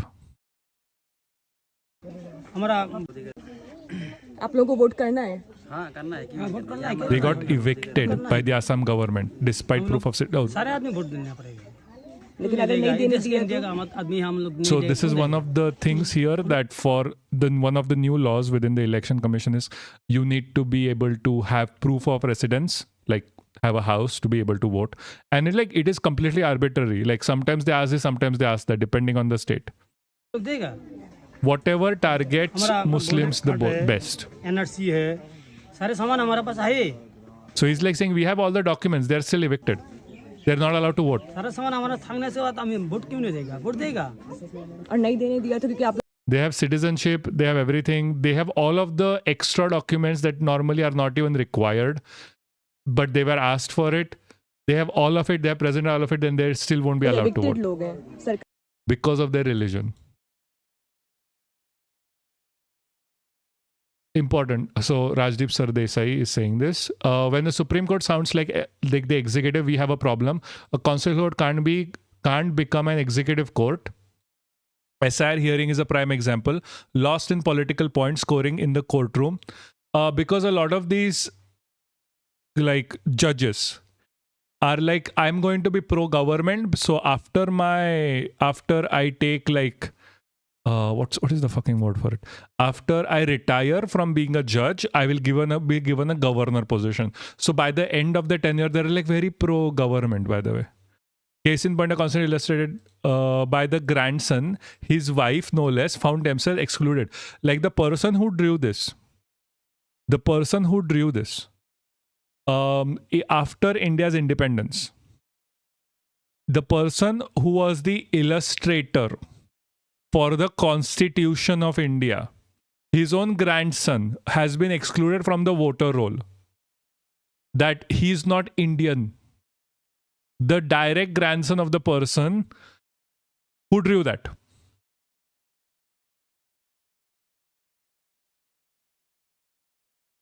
Suprabuddha Sen, the grandson of the Constitution of India's illustrator Nandlal Bose, said that his and his wife's name are missing from the West Bengal voter list after the special intensive revision SR conducted ahead of the state election. The issue here as well is that these guys do not have the time to even oppose the decision by the SR because the West Bengal elections are right now. As per Dainik Bhaskar English report, Sen and his wife claimed that their names were among those initially marked as pending. The names were later removed after adjudication. The original document of the Constitution of India contains illustrations and drawings that take us on a journey through India's culture and history, the remnants of which are reflected in the vast diversity of its people. The person who literally drew the Constitution of India, his grandson has been removed from voting in India. Days before deadline to finalize electoral rolls in West Bengal. Assembly election from 23rd to 29th April. Supreme Court has allowed to stop 2 million people from casting their vote, putting on hold a constitutional right. This is not a drill. This is happening right now. Hold on. Is this going to what? Why is this? Okay. West Bengal votes on 28th to 29th. But millions who voted in the 2002 elections will not be able to because of their names aren't in the rolls. One of the things that the government was asking is to be like, if you have voted in the 2002 elections when the last SIR was conducted, you will be able to vote in this election. But now they have changed their mind. Now they are not going to be able to vote. Days before the deadline to finalize electoral rolls for West Bengal Legislative Assembly elections on 23rd to 29 April 2026, Supreme Court on the 6th April of 2026 allowed Election Commission of India to stop 2 million people from casting their vote. Told by Senior Counsel Sham Divan that 2 million voters among 6 million placed under adjudication during the special intensive revision SIR of the electoral rolls had been rejected in adjudication and the would approach appellant tribunal. The court rejected the West Bengal state government's appeal to wait a few more days before freezing the electoral roll. The Supreme Court, this is why is part of, it's wildly corrupt. Exactly, it's wildly fucking corrupt. Like the Supreme Court is fucking part of this.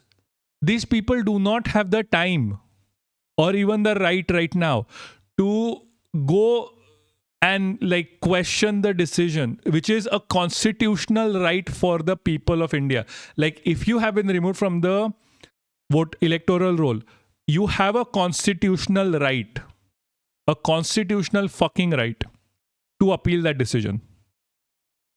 They are not letting them appeal the decision, which is worse. It was already bad that they are removing multiple people from the electoral roll, and now they are making the appeals process also impossible. The appellant regional would formulate their own procedure based on principles of natural justice, and final order would be delivered. The apex court said that many, that many, however, may take a month or 60 days. There is no time. It's on the 28th of April, the election. If it takes 60 days, it is a procedural no, that you cannot appeal the decision. It's a procedural ban or a bureaucratic ban on appealing the decision. How can the tribunal work when so much pressure is put on them, apparently? Like they are not a constitutional body. Like the rights of the people are not on them. It's like they're acting like that. Like this is like running a chai wale ki dukan. Like, come on. Like I understand a prime minister is a chai wala. The tribunal is not a chai wale ki dukan. It can't run with this kind of an attitude. Diwan, appearing on the state government, had contended that the appellant process is part of the adjudication and the electors would be disenfranchised if they were left out of the electoral roll. The outcome marks the end of the rushed voter rolls revision marked by the opaque process. Also completely arbitrary, by the way. The process was completely different in other states. Like this process is not the same. One in BJP states, they literally ask you for like an ID and that's it and done. In non-BJP states, they are like ID dikhao, like give your ID, where you're living, how you're living, however you're living, who are you related to, were you on the 2002 electoral roll, all of that shit. They're making sure that the BJP keeps winning. When SR concluded in the 20th February 26, 6 million electoral names were marked under adjudication, where eligibility to vote uncertain as the rapid adjudication process continued on the 1st, 2nd and 3rd April. Protests broke out over the deletion of names from electoral rolls through the SIR and subsequent adjudication. There is a great... Where's the thing? Hold on. Sorry, we have too many shit open. There is a great interview here that we are going to talk about in a bit. Like, just like follow Karan Thapar if you can. Like, he's amazing. He is better than Jon Stewart when it comes to interviewing people. Are left out. Anyway, this is just lack of trust. Obviously, Mamata Banerjee came out and she was like, "This, our dear Prime Minister is a dictator. Please impeach him." And she's correct to do. She's correct to do that. I am literally looking for the bottom. I should have managed this better. I understand, but I did not. So sorry. Also, yeah. So ECI has deleted 90.66 lakh voters' names in West Bengal Special Intensive Revision. 90.66 lakhs of voter names have been deleted in Listen to this again. 90.66 lakhs of voter names have been deleted in West Bengal Special Intensive Revision. Till now, Election Commission has released detailed data of over 60 lakh cases which were under adjudication. And in the Bengal SIR, 58.2 lakh names were deleted during the first phase of SIR, while the draft list was being prepared in December 2025. And another additional 5.46 lakh names have been removed between the draft list and the final list released in February 2026. And now 27 lakhs have been deleted. And so the total now stands at 90.66 lakhs voter names deleted in Bengal SIR till now. And my colleague Indrajit continues to stay with us. Indrajit, this is unprecedented. Over 90 lakh voter names have been removed from the Bengal voter list in the SIR process.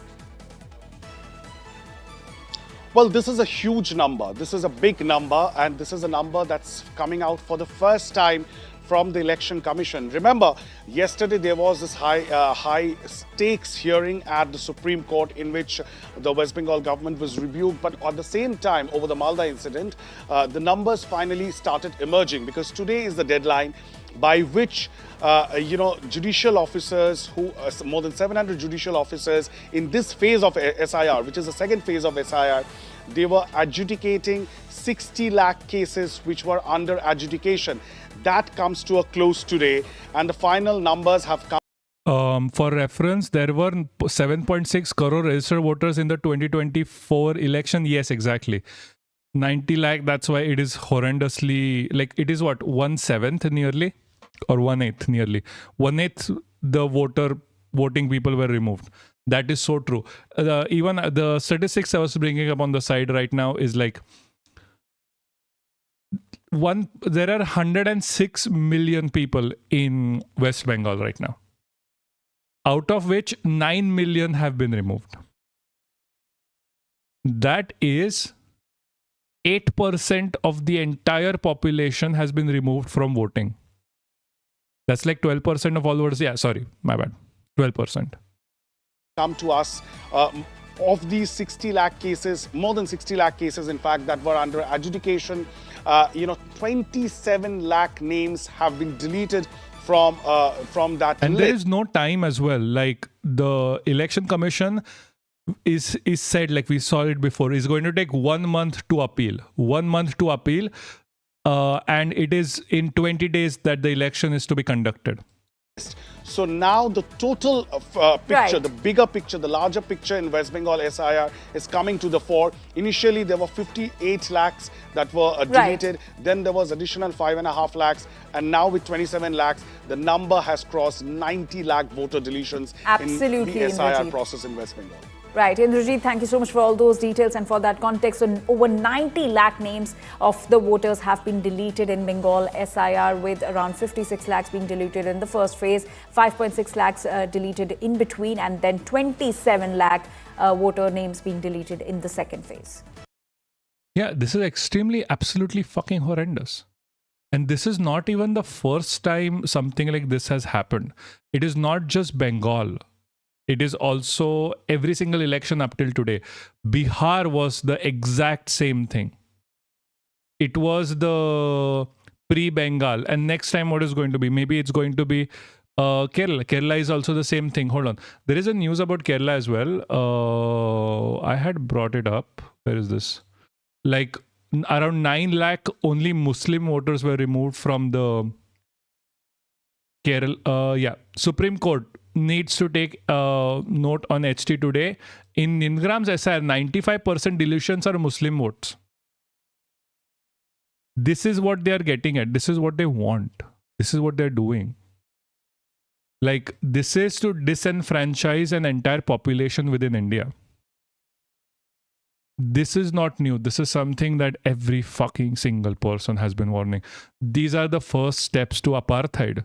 I mean, we have crossed this a while ago as well. Something that I have been warning every one of you since the fucking beginning. This is gonna continue happen. They're preparing us for a genocide to the level of Israel. They want to control the Muslim population in India like Israel controls Gaza. I wonder how many names deleted are once used for voter fraud previously, or do they keep those and delete genuine ones? They keep those and they delete genuine ones. They literally keep those and delete the genuine ones. They are literally deleting voters, genuine fucking voters. There are more fraudulent voters in the Bihar and Haryana elections than any other election, while actual voters were being deleted. That is what the Indian government is doing. That is what the Election Commission has been allegedly doing. Like, it is a horrendous situation right now. It is literally a very horrendous situation. And this shit is not changing because it is Gyanesh Kumar and his art of deflection, apparently very nicely written over here. It is so mask of awful. Yes, it is mask of awful. That is true. Hello, I had a talk with Bliss. I would like to read Discord chats after the stream and give me your point if you're okay with that. I've had this discussion so many fucking times on NATO and Russia, and I ask Bliss for my opinion on this. Like, she completely ignores the fact that while all of her points are true, the West never invaded anyone. Hey, how you doing? Choosing the name is annoying. How you doing? Yeah, I told. Okay.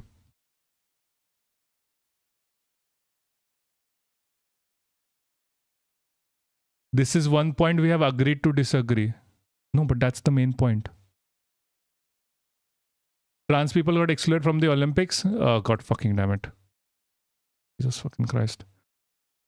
Yeah, but they didn't need to invade to cause deaths though. Yeah, I don't think you understand what an invasion versus causing death actually means.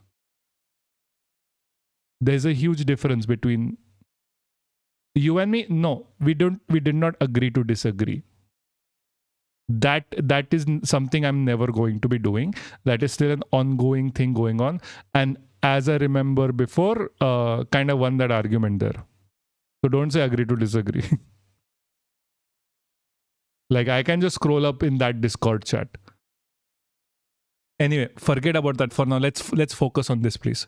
This is a bit more important. We'll keep having the Russia, NATO, whatever chat later. That doesn't really affect us directly right now. This affects us directly right now. I'm not asking you to. Bliss, I am never asking you to be pro-West. I'm not pro-West myself. All I'm asking you to be is equal within hate on both sides, because that is important. You're never going to see Russia... No, I see Russia point of view.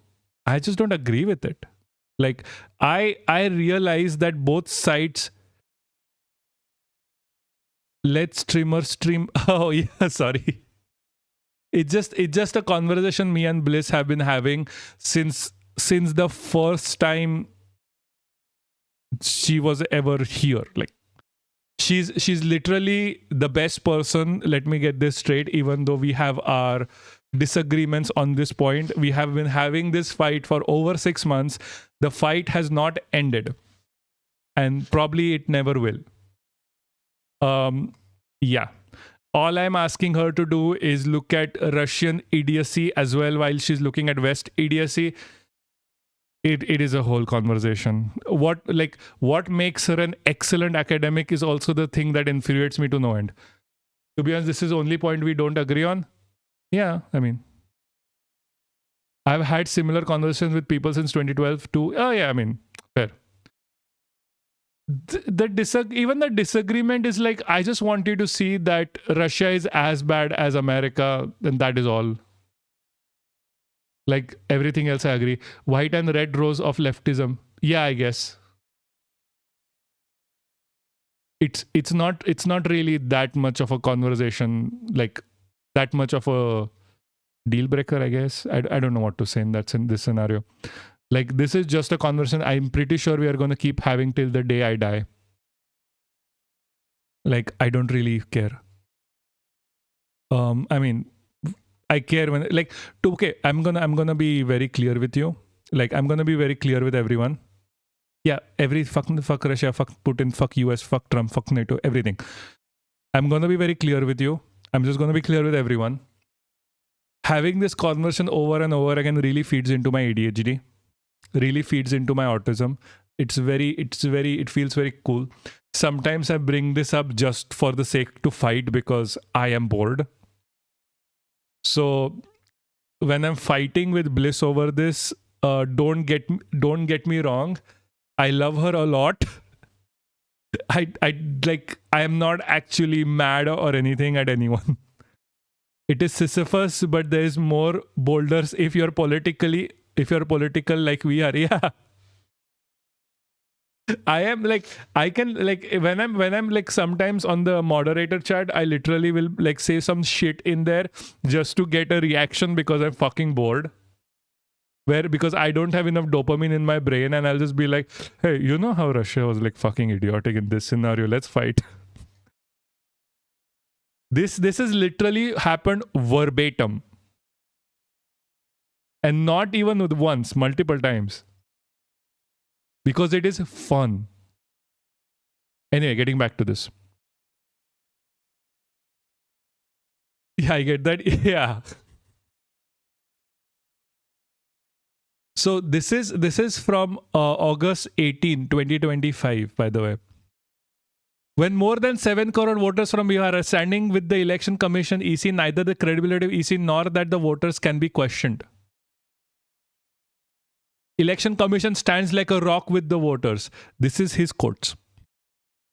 These are only some of the many angry remarks the Election Commission made in his press conference. Also, the Prime Minister never gives a press conference, this guy does. But his line of defense is puzzling. Since then, did public institutions gain immunity from scrutiny by invoking popular support? And what are we to make of the sudden invocation of privacy of mothers? Gyandu, yeah, I mean, yeah. I mean, my thinking was more like Gyanesh Kumar, but I don't want to be homophobic because I think that is an insult on the community. Mothers, daughters, and sisters, a moral shield summoned conveniently at the moment of institution of embarrassment. All one is asking is that the EC to be transparent, because the EC is not transparent. This simple demand has been twisted by the EC to allege that it is actually meant to disrobe our mother, sister, and daughters. It would have been funny, but for the fact that an authority like ECE is using this argument with such an audacity, which makes it highly dangerous. Does it have a familiar ring? Recall 2002 when the Chief Minister of Gujarat was accused of abating and enabling a horrific violence and responded by thundering that the accusations were an insult to Gujarat's 5 crore people.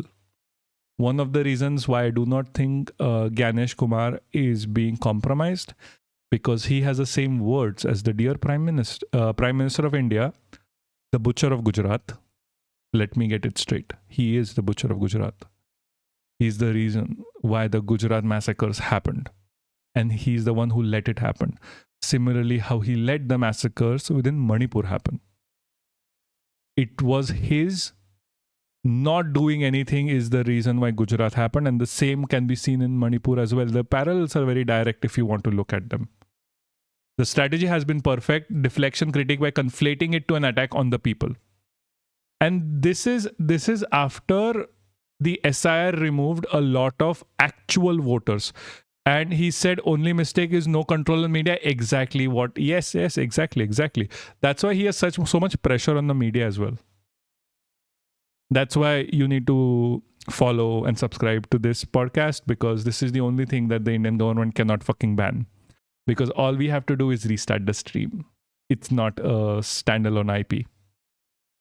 This is a long-horn tactic of Narendra Modi and the BJP. Fuse itself with the state, party with the people, power with patriotism. And when criticism comes, do not answer it. Instead, criminalize it by calling it an attack on the collective of the nation. What follows is not dialogue, but demonetization. Demonization. Sorry. Fucking hell, when it comes to the BJP, why did I say Jesus Christ? It is demonetization is also a fucking shit show. Power frees itself of accountability. Again, this is from 2025, August 2025.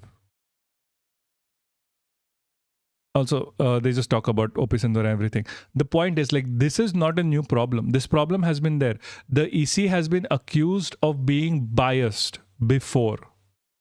It is, though it is only now, it is biased so blatantly. Like earlier, you would have like, where's this? You would have, this is 2 months ago, but you would have like, this is 3 years ago. Uddhav Thakkare rise to EC alleging bias, favoritism and foul play in symbol distribution. This was literally, I'll be sharing your blast off for my 40 followers ultra big account. Please do, every single bit helps. Camp of the Shiv Sena has now written a letter to the Election Commission. Now, what have they said in that letter? I would actually be very thankful if you did that. Alleged bias, favoritism and foul play while deciding and distributing the party symbols to each of those camps. So there's a strong letter there from the Uddhav camp going to the Election Commission, alleging bias, favoritism and foul play while deciding and distributing the symbols, the party symbols. Remember, both their camps. Because Election Commission literally, okay, but zero motion though, doesn't matter. Thank you very much for doing it anyway. Have got their own party names and party symbols ahead of. See, I'm just glad you're here, to be honest with you. Gandheri bypolls in Mumbai. Now Uddhav Sena writing a letter to the poll. Also, you never know. Like, you send it to 40 people, they send it to another 40 people, and by tomorrow we are at like 1 million followers. And getting banned and death threats. I mean, to be fair, I already get death threats from Sangis.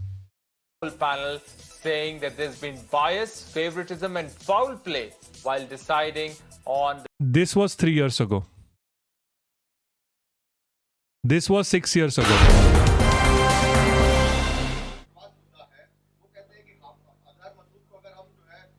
और हम आपसे दुगना करेंगे, मगर देश के सामने बाकी जो समस्याएं हैं और जो सबसे जरूरी समस्या रोजगार की समस्या, उसके बारे में प्रधानमंत्री कुछ तो कह दीजिए, कुछ तो बताइए स्ट्रैटेजी क्या है आपकी, किस प्रकार से आप काम करेंगे। फ्रैंकली आपको बताऊं, प्रधानमंत्री को मालूम ही नहीं, प्रधानमंत्री के पास वो एक्सपर्टीज है ही नहीं, और जो उनके एक्सपर्ट्स हैं उनका प्रयोग ही नहीं करते हैं, तो वो बता भी नहीं सकते हैं। और मैंने उनसे कहा, देखिए आ जाइए मेरे साथ, मेरे सामने आ जाइए, डिबेट कर लीजिए, रोजगार के बारे में कर लीजिए।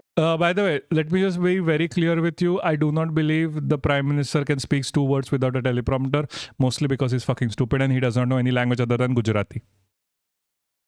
And like a little bit of Hindi, because Gujarati is very similar. That is my honest to God belief as to why he never gives a press conference. Also, like, he might be very traumatized by the press conference he did with Karan Thapar. भ्रष्टाचार के बारे में करते हैं, आइए भ्रष्टाचार के बारे में बात कर लीजिए, 5 मिनट बात, मुझे 10 मिनट दे दीजिए, जहां चाहेंगे। Clock it? What do you mean clock it? चाहेंगे, सिर्फ अनिल अंबानी के घर में नहीं जाऊंगा। Pranay, I'll come to you. I'll come to you also, sir. I've noted. Moving on, I don't like that. चुनाव के बाद जब रिजल्ट्स पता लग जाए, when BJP is overthrown, we should restrict anyone to run third time for PM like USA. That has been a demand I've been trying to make since the fucking beginning. But, well, whatever. Time pooch rahe hain. Yeah, I know. This Ank. Yeah, I am sorry for being unk. Like at this point, I'm not even being an unk. I'm just being autistic, where I just have no idea what is happening.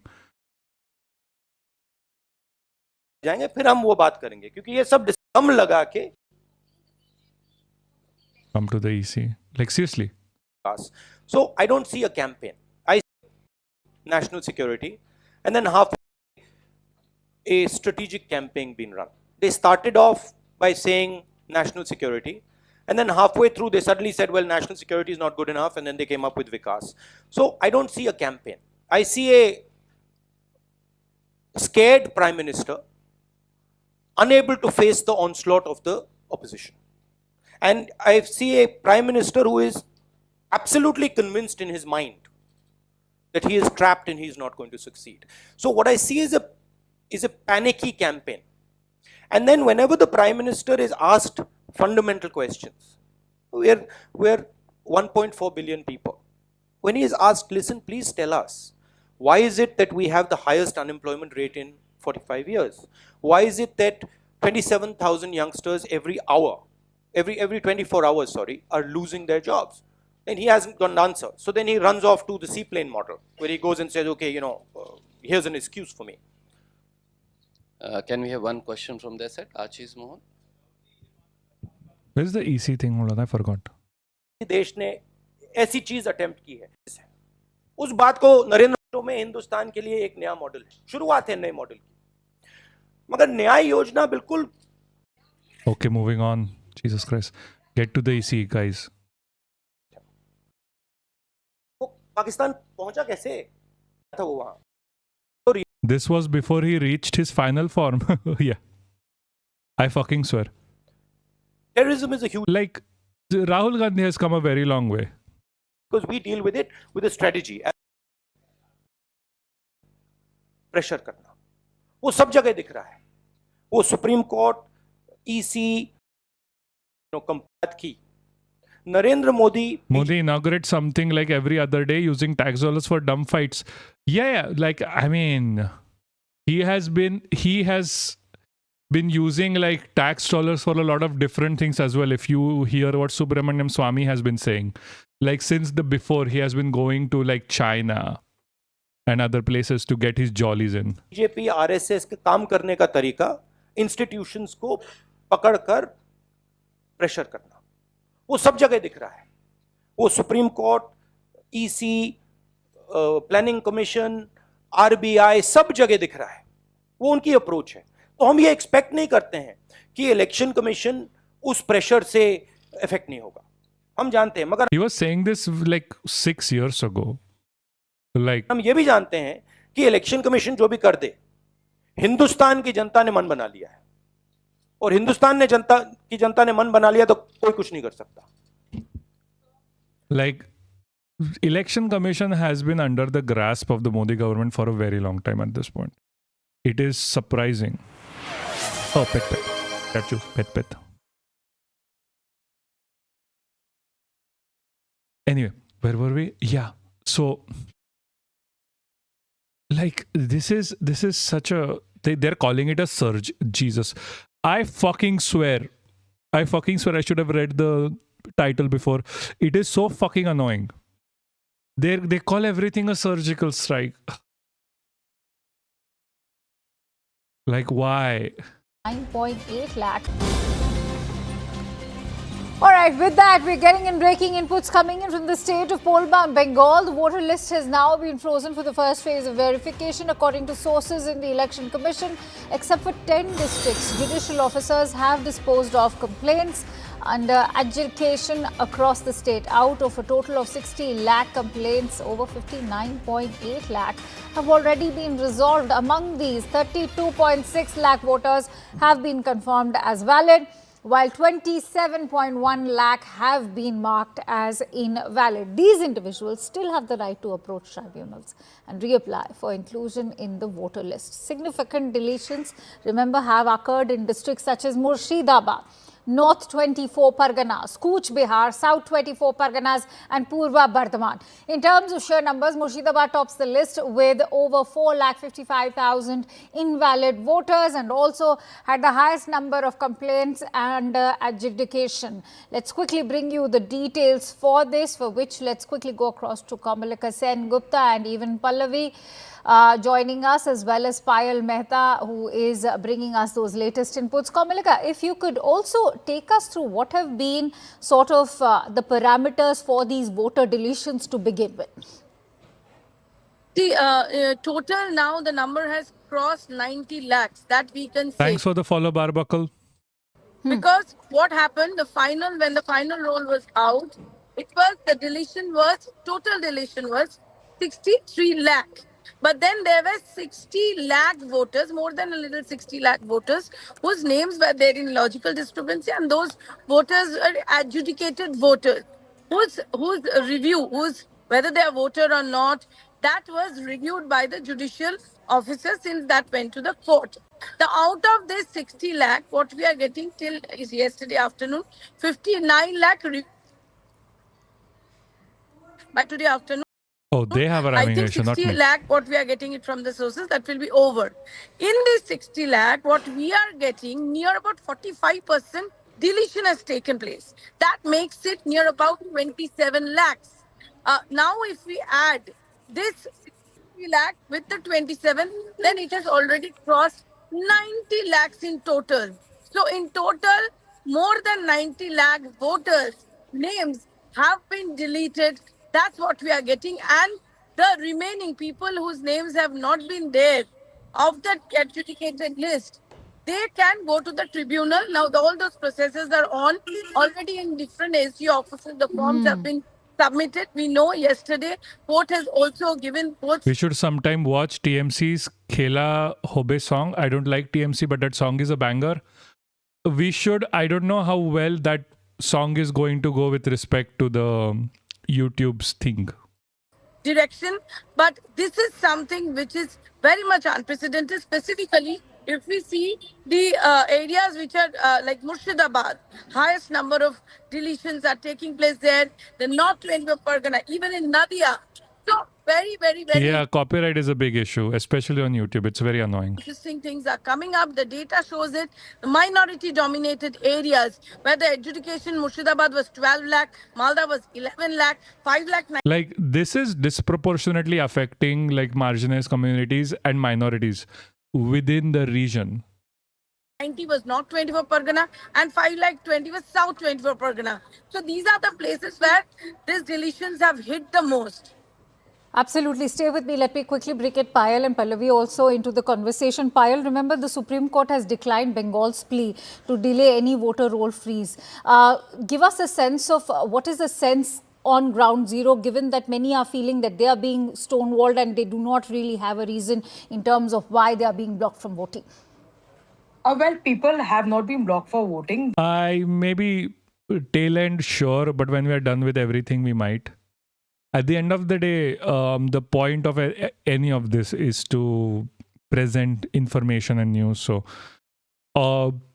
Twitch specific things we can do on a Twitch specific day.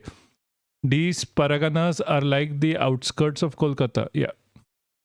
The only thing that the BJP has been saying that the entire SIR drive, like the Prime Minister said, is to just ensure that the legitimate voter gets his or her right to vote, and the people who are not eligible to vote, who are not Indian citizens, are captive. And that's exactly the cleaning exercise or the cleanup exercise that the BJP has been speaking about. BJP has also been managing, this for a very, very effective and a long time, given the fact that they had many counters that opened. That is just false. That is literally just false. Many desks that are open to help voters genuinely. So this is what the BJP will say. This is the actual story of. It is not. The actual story is they're disenfranchising minorities. So because the majority or like the Brahmins vote for the BJP, that's why they are trying to remove like lower caste Muslims from the voter roll. Bengal, this is the actual story of Mamata Banerjee's rule, because there are plenty of voters who are not even Indians and they've been kept in the voting list. Mamata is pushing out so many AI. Yeah, I know. Also, we need to do a segment on updates on trans bill. Feel strong. Yes, we do need to do a segment on that. The only reason I'm not talking about it like immediately right now is because I think they need silence on that matter. Like, not to give too much information on the LNT. The lady is horrid. She might be a plant anyway. So I don't want to give her the time of the day. Because I'm pretty sure, like, at this point, the more conversations we are having around this, the more it's going to hurt. IDT so Mamta is Bengali Brahmin. Bengalis, including Brahmins, hate on non-Bengalis as much as they hate Muslims. Yes, like Mamta is not a superhero in this or anything. Like, this is not me saying we need to support the TMC.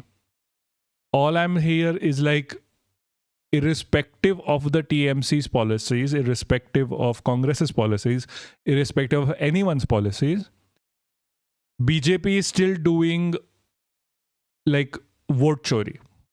BJP is still killing the Indian democracy. That is the point I'm trying to get at. So the cleanup drive is something which the BJP certainly will be welcoming. They'll basically say that 1 crore voters, close to 1 crore voters who have been out are genuinely not voters who are, Indians as well. There are various documents that have been there, and there was a Dalit guy in Goa who was called a Bengali, like from Bangladesh, and was beaten up. They have no fucking idea who these people, like, to differentiate between a citizen and a non-citizen. Like, they have nothing. They have nothing there. Tarin has fallen asleep. Sorry. It has started affecting people on ground already, as you were retweeting this one lady. Yes, I know. We'll talk about it in detail. I understand the situation that is happening right now. I understand that. That is extremely important to talk about as well. But there needs to be more, and we need to... I'm honestly waiting for this whole Supreme Court whole shit to pass us before we can actually talk about this. Because it is a very negative thing, and I want to see how this goes. Like, the lady is a psyop. The lady has, either through liberal naivete or through being an actual fucking psyop, has made it so that the trans community cannot even go to the Supreme Court anymore, or go according to the plan that they had. And there is another LNT, yeah. She's Hindutva, yes, exactly. But like, and then there's also this another high court case in Kerala going on. I am not aware of where does that fall? Like, I'm not aware, is this from the community or is this someone other person who's doing it?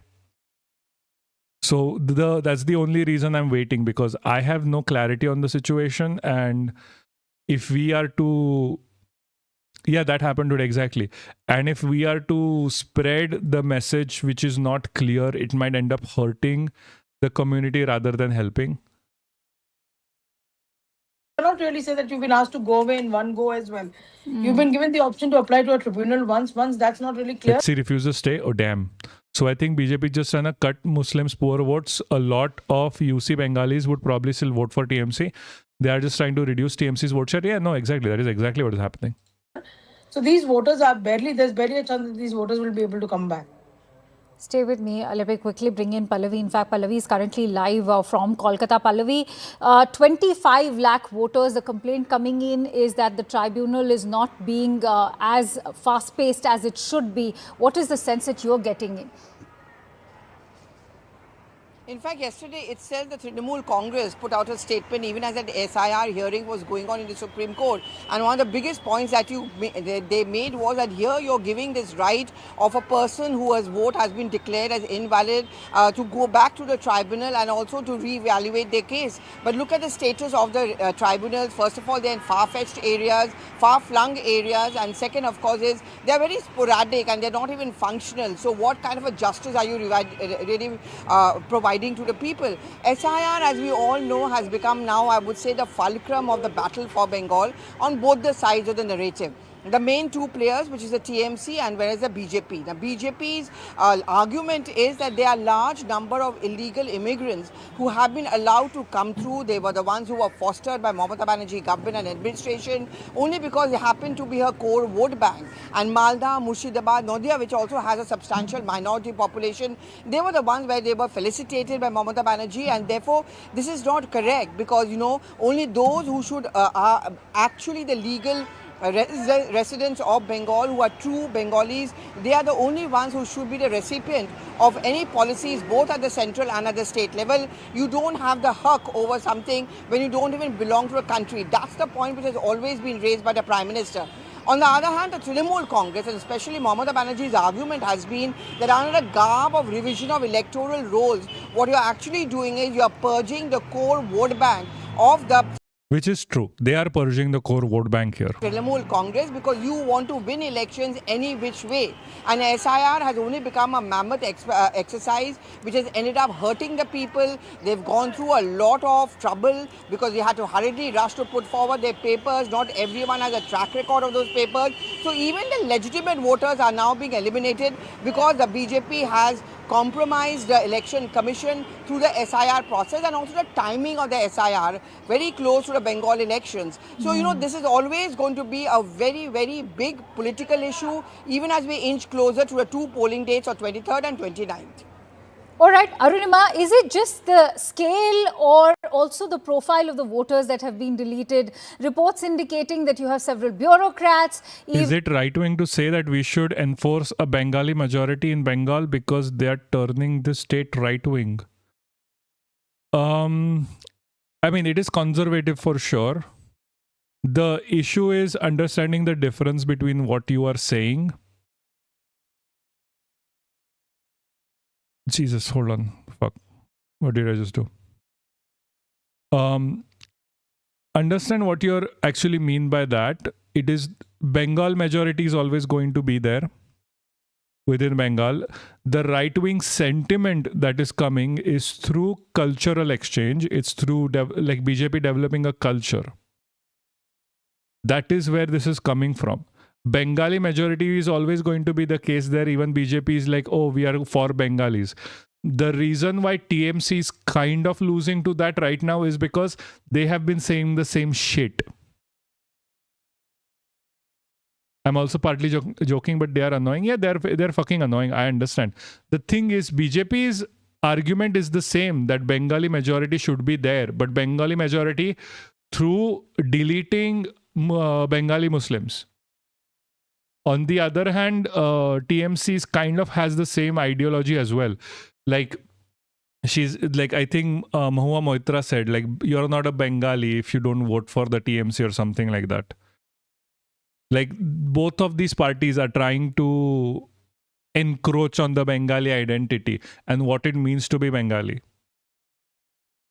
Which is right-wing and which is fucking idiotic.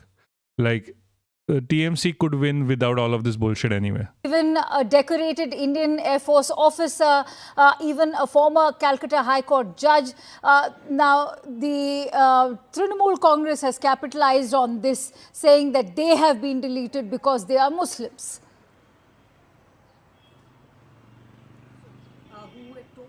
Initially, their name was in the first. Well, in the context of BJP, Mahua isn't wrong. Mahua Moitra is not against the BJP because he finds BJP as something horrendous. The only reason she's against the BJP is because TMC is running against the BJP. Please understand that. She has made friends across the BJP spectrum.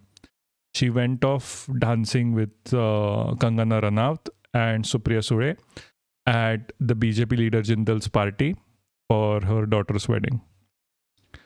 These people do not have a political ideology. Mahua Moitra herself is not anti-BJP.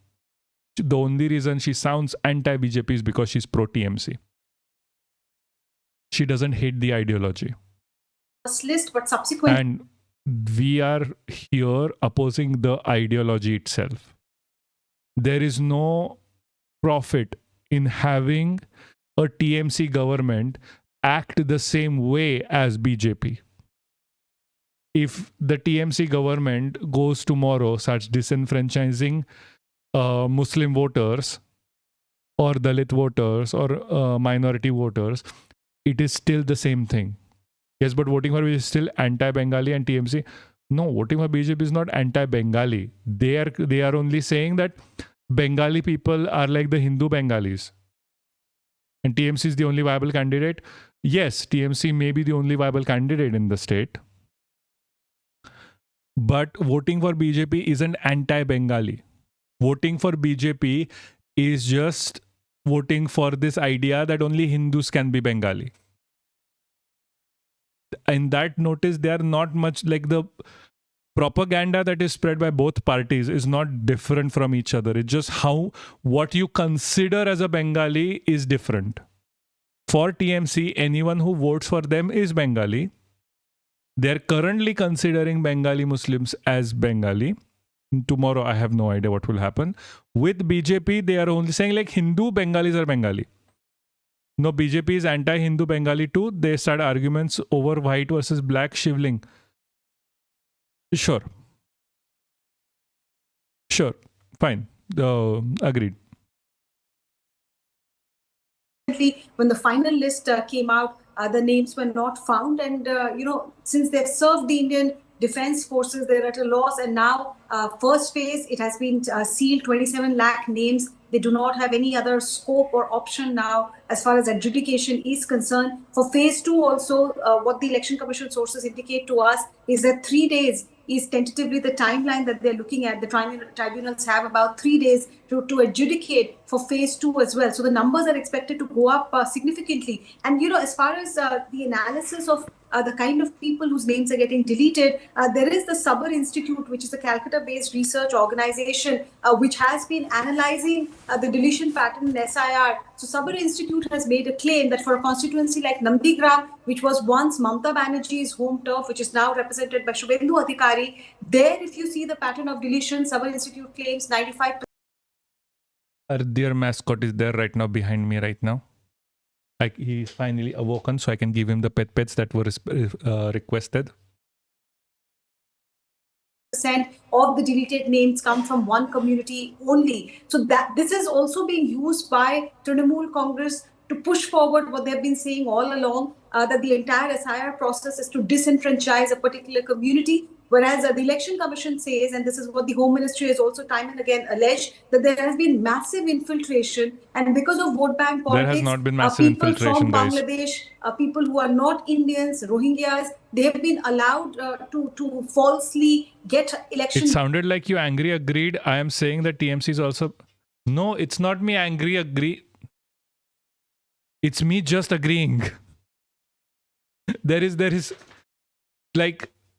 To be very frank with you, BJP losing is a good thing for me, personally speaking, because BJP is directly impacting the democracy in India. I'm just saying touche. Like, did I really sound angry? I'm so sorry.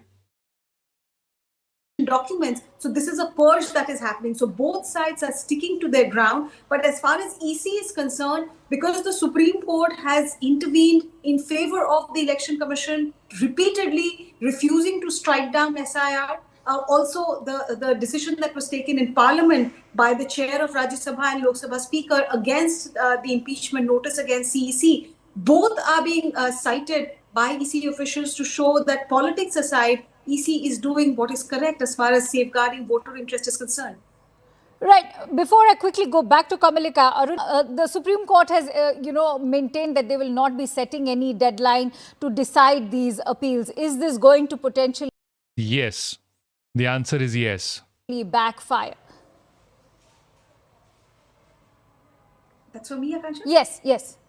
Yeah. So, the Supreme Court, like I said, has refused to intervene. Now, 27 lakh voters who were hoping for some kind of a, positive order from Supreme Court yesterday, because, the first phase of nomination ended yesterday midnight, and the rules are very clear. With the end of the first phase, the voter list becomes frozen. So yesterday midnight onward, these 27 lakh applicants, approximate numbers, EC has not come out with an official figure so far, but approximately 27 lakh voters now do not have any platform to appeal. Like I said, for phase 2 also, 3 days is all that we're looking at in terms of lakhs of applicants who are hoping that the tribunal is going to give them a fair hearing. So effectively, the Supreme Court's hearing has sealed the fate of lakhs of voters. It is unlikely 27 lakh. There's no avenue at all. And for the other second phase voters as well, the clock is really ticking away, and Election Commission sources seem to indicate that the numbers could rise exponentially, but very unlikely that they would officially come out with a figure, telling us what is the percentage of finally voter deletion from the last election to this one. Kamalika, the strong attack that took place against the judicial officers is also, back to haunt the Mamata Banerjee government at the moment. Give us a sense of how the Supreme Court has in fact come down very hard on the Chief Secretary, particularly for not taking calls of the Calcutta High Court judge.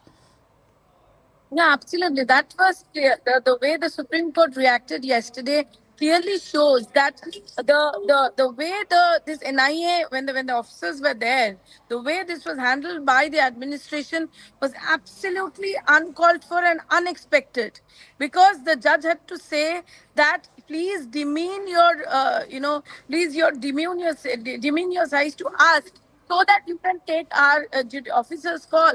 I mean, when somebody in such level is calling, the Chief Secretary is not even attending to that call. That is something which clearly they were reprimanded like anything, the Chief Secretary and DG. Not only that, the NIA report that has been submitted, and we know the content. Hey, Abhyant, how are you doing? In the Bihar SR, which they conducted by saying the same thing, that influx of non-Indian voters have appeared and found 9,500 voters that were non-Indian, that is to mostly from Nepal, people who got married and moved to India. Exactly, that is true. The EC shit is actually pathetic. Hey Abhyant, how are you doing? I'm seeing that you're new here. Hello, it would be nice if you follow. I don't know where, Abhyanta, what's up? I checked up on politics folks to make sure y'all are doing fine. We are doing... India is currently going through a fascist momentum. So I don't know how fine we are going to be eventually. I know your username too. Okay. It was like 0.001%. Exactly. No. So all of this, like voters are fake BS, is just wrong. Like this is the same thing that is happening in America as well. They are trying to disenfranchise women from voting over something bullshit like this. There also it was clear. Like Abhyanta, I swear to you, like India is going through so much of fascism right now, they might just tank this channel eventually. When we get like 2 more zeros behind the follower list, they're going to come in full swing. Clearly, the chronology of the event shows the lackadaisical attitude of the administration. Okay. Number one. Number two, it was clear that it was a targeted thing because all the campaign. But should women really be allowed to vote? Oh, nudge, nudge, wink, wink. For people who do not know, I am pretty sure choosing is a woman herself. Were going via e-rickshaw.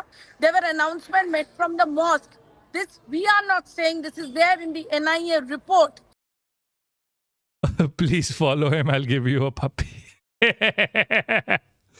Yeah, guys. Guys, whoever follows me after this, Zach is going to give him a kiss. Give you guys a kiss. Yes. How so? In what terms, how so? Like Zach giving you a kiss or what I am talking about? And that is which is very, very concerning. All these gatherings started from morning 8 o'clock. A woman. So the BJP government is extremely fascistic right now. They have been taking over multiple institutes, killing journalists from here and there. Then they have been taking over like every news channel out there. Then they are trying to put pressure on like X, YouTube. They haven't found Twitch yet. X, YouTube, something is also we are co-streaming on. X, YouTube, and Instagram, and blocking content and journalists and everyone who's speaking against them. They are jailing oppositions. Like Umar Khalid is still in jail for shit he just did not say. He's in jail without like even a court case. There are multiple people like that who have not been even presented into court. They have an authoritarian-esque control over Kashmir, which they're currently colonizing. Manipur is burning on the side as well. The employment crisis is going fucking wild. YT chat doesn't have fun emotes. It does not. YouTube block Arfa's video just today. Yes, I saw that. Then, moreover, happiness index is also down. Hunger index is up. And all the things that the government gives a shit about is unaliving people based on their religion, caste, and class. Arfa is a journalist who's extremely funny. And she works for The Wire. She also has her own YouTube channel under Arfa Sherwani. Like, okay, this thing is done anyway, so. Arfa Khanum Sherwani, this lady. She's absolutely fucking amazing. Follow her if you can.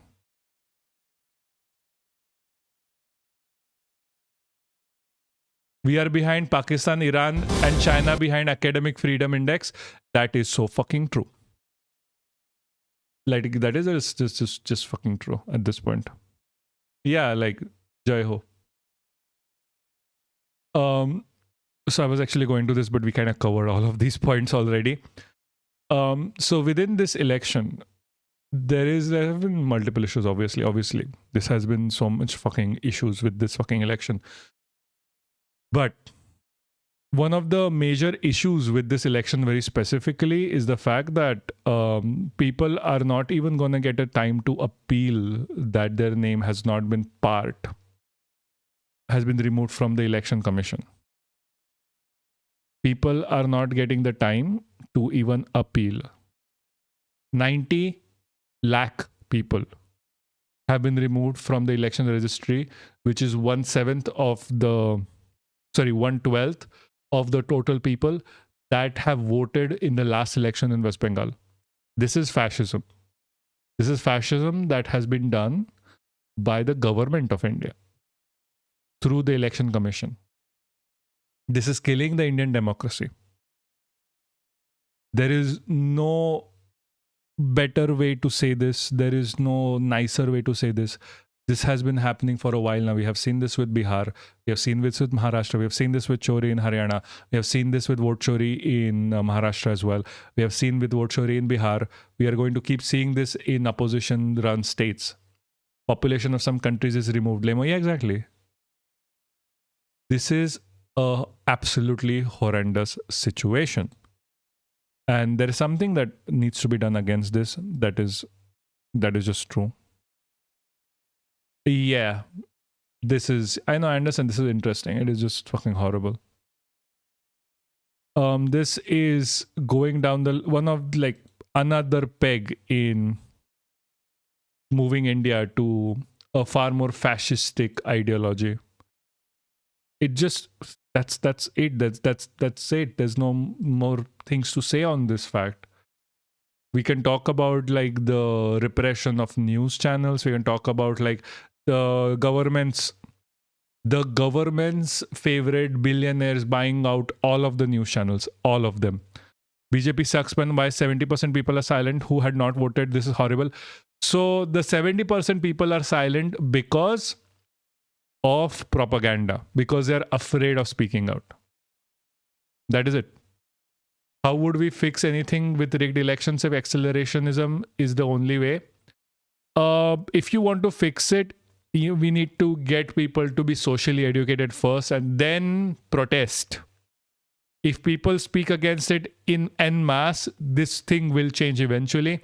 The only reason BJP gets away with doing this shit is because they have gotten people so much propagandized that they do not even feel that something can change. Like doomerism helps them. Doomerism doesn't help us. Within this fight, if you are a doomerist, if you keep feeling like, oh, nothing is ever going to change, you are just feeding into what the BJP wants. That is literally it. You are just feeding into what the BJP wants and what BJP is doing. Nothing is ever going to change if you keep doing what they want. That is like, doomerism has not changed anything. Literally hasn't changed absolutely nothing. Fellow Zizek enjoyer, I see. Yeah, I mean, Zizek is fun. But oh, you're talking about...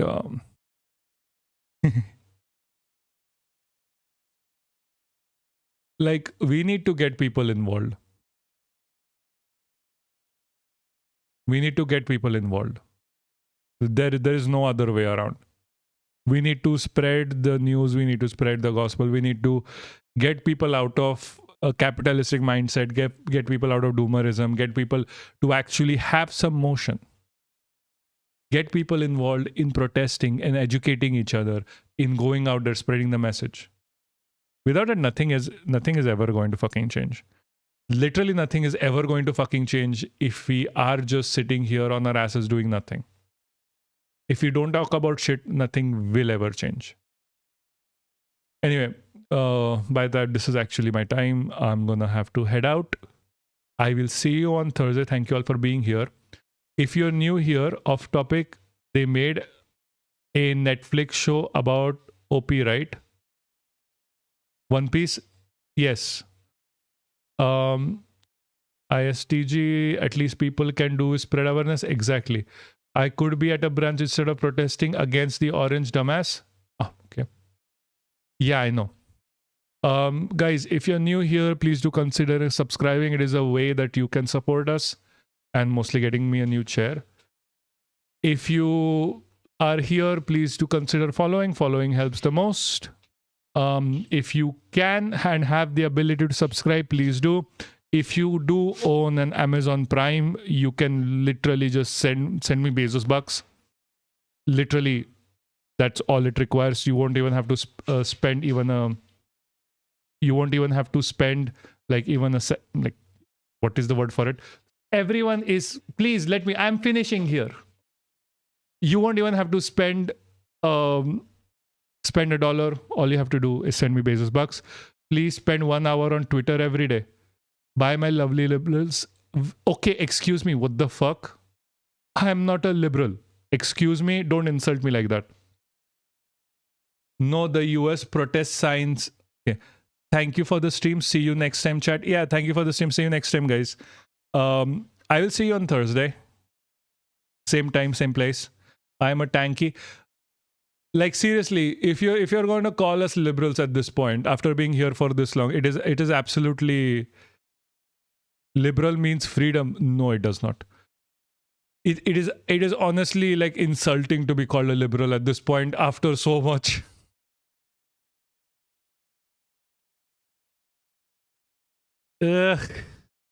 Liberal just means an idiot who does not realize that he's being trapped under capitalism and doesn't want to move forward.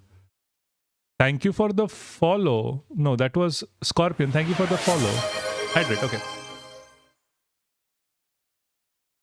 I'm sorry, we are literally just finishing. Thank you for coming. Guys, seriously, if you can, please do subscribe using Bezos bucks. You don't really have to pay anything. Liberals, why the fuck can't I say liberals? Liberals are conservative minorities. Lol, yeah. Anyway, we'll be same time, same place on Thursday. We'll be back here. I will see you. Goodbye. Bye-bye. If you can, do follow the YouTube. Yeah, and we have a YouTube. We also have a Reddit. I should mention, I keep forgetting, we have a Reddit. We also have an Instagram that is dying. You don't have to follow that. I don't give a shit. Also, we have a Discord. Just making sure. I'm concentrated more on its lingual definition, not the political. Yeah. Liberals yearn for the minds. No, I think liberals yearn for being in a dom sub relationship with their masters where they get beaten around every time they want to be free. We also have a Snapchat. No, I'm never having a Snapchat. I had Snapchat for like a month and I deleted it because it was boring as fuck. Like, Snapchat is fucking stupid. The only time I had a Snapchat was because my other friend had a Snapchat and she was like, Neil, please get a Snapchat. Because I want to talk on Snapchat and send you snaps. And I'm like, okay, fine. Snapchat is idiotic. Like, we are on a bunch of places, not gonna lie. It just like, it's quite annoying to be managing. Like, I have no idea how to work Instagram. Like, seriously, Instagram is dying right now. He has Timey. Connect there. What is Timey? Oh, it's a dating app. Oh, it's a LGBTQ dating. Oh yeah, definitely connect there. But I will connect there after subscribing, please. I really need a chair. And Twitch won't send me like money until it's like, I'm lying for fun. Okay. I'll write goodbye humans. GG's. GG's guys. GG's. I need to go edit this stream now. He's on Grinder too. I'm on everywhere. I'm in your room right now. I'm standing behind you. You never know. Like, I am literally standing behind you. You'll see me tonight. Anyway, good night, guys. Bye-bye. Oh, yeah, shit. Forgot. Fucking forgot. We are raiding. We are fucking raiding. Thank you so much for reminding me. Our dear friends are currently streaming. We have to raid the guys. Please stay for a second. It is the least we can do. Hold on. I need to check who's actually. Okay, duplicate this. Go back to this. Give me a second. We are raiding. Do not go. Where is the fucking guy? We can raid Lisa.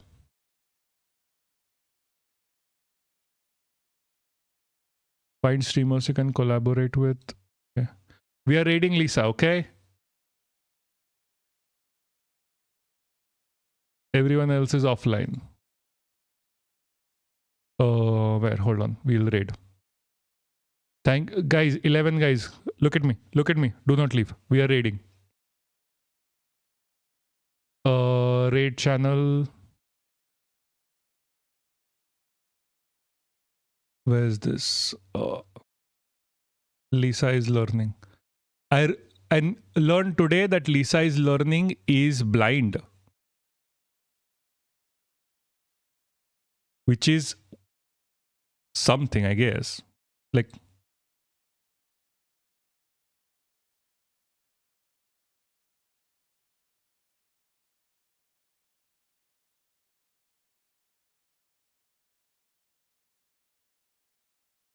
guys, come back here. I have more people here, I understand.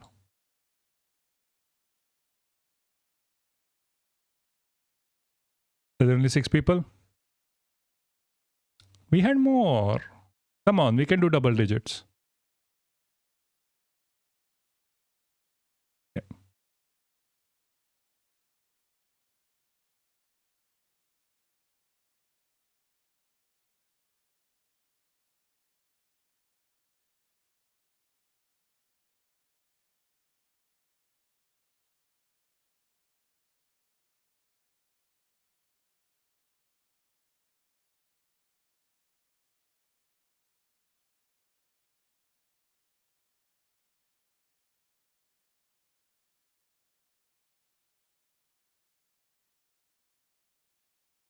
How do I stop?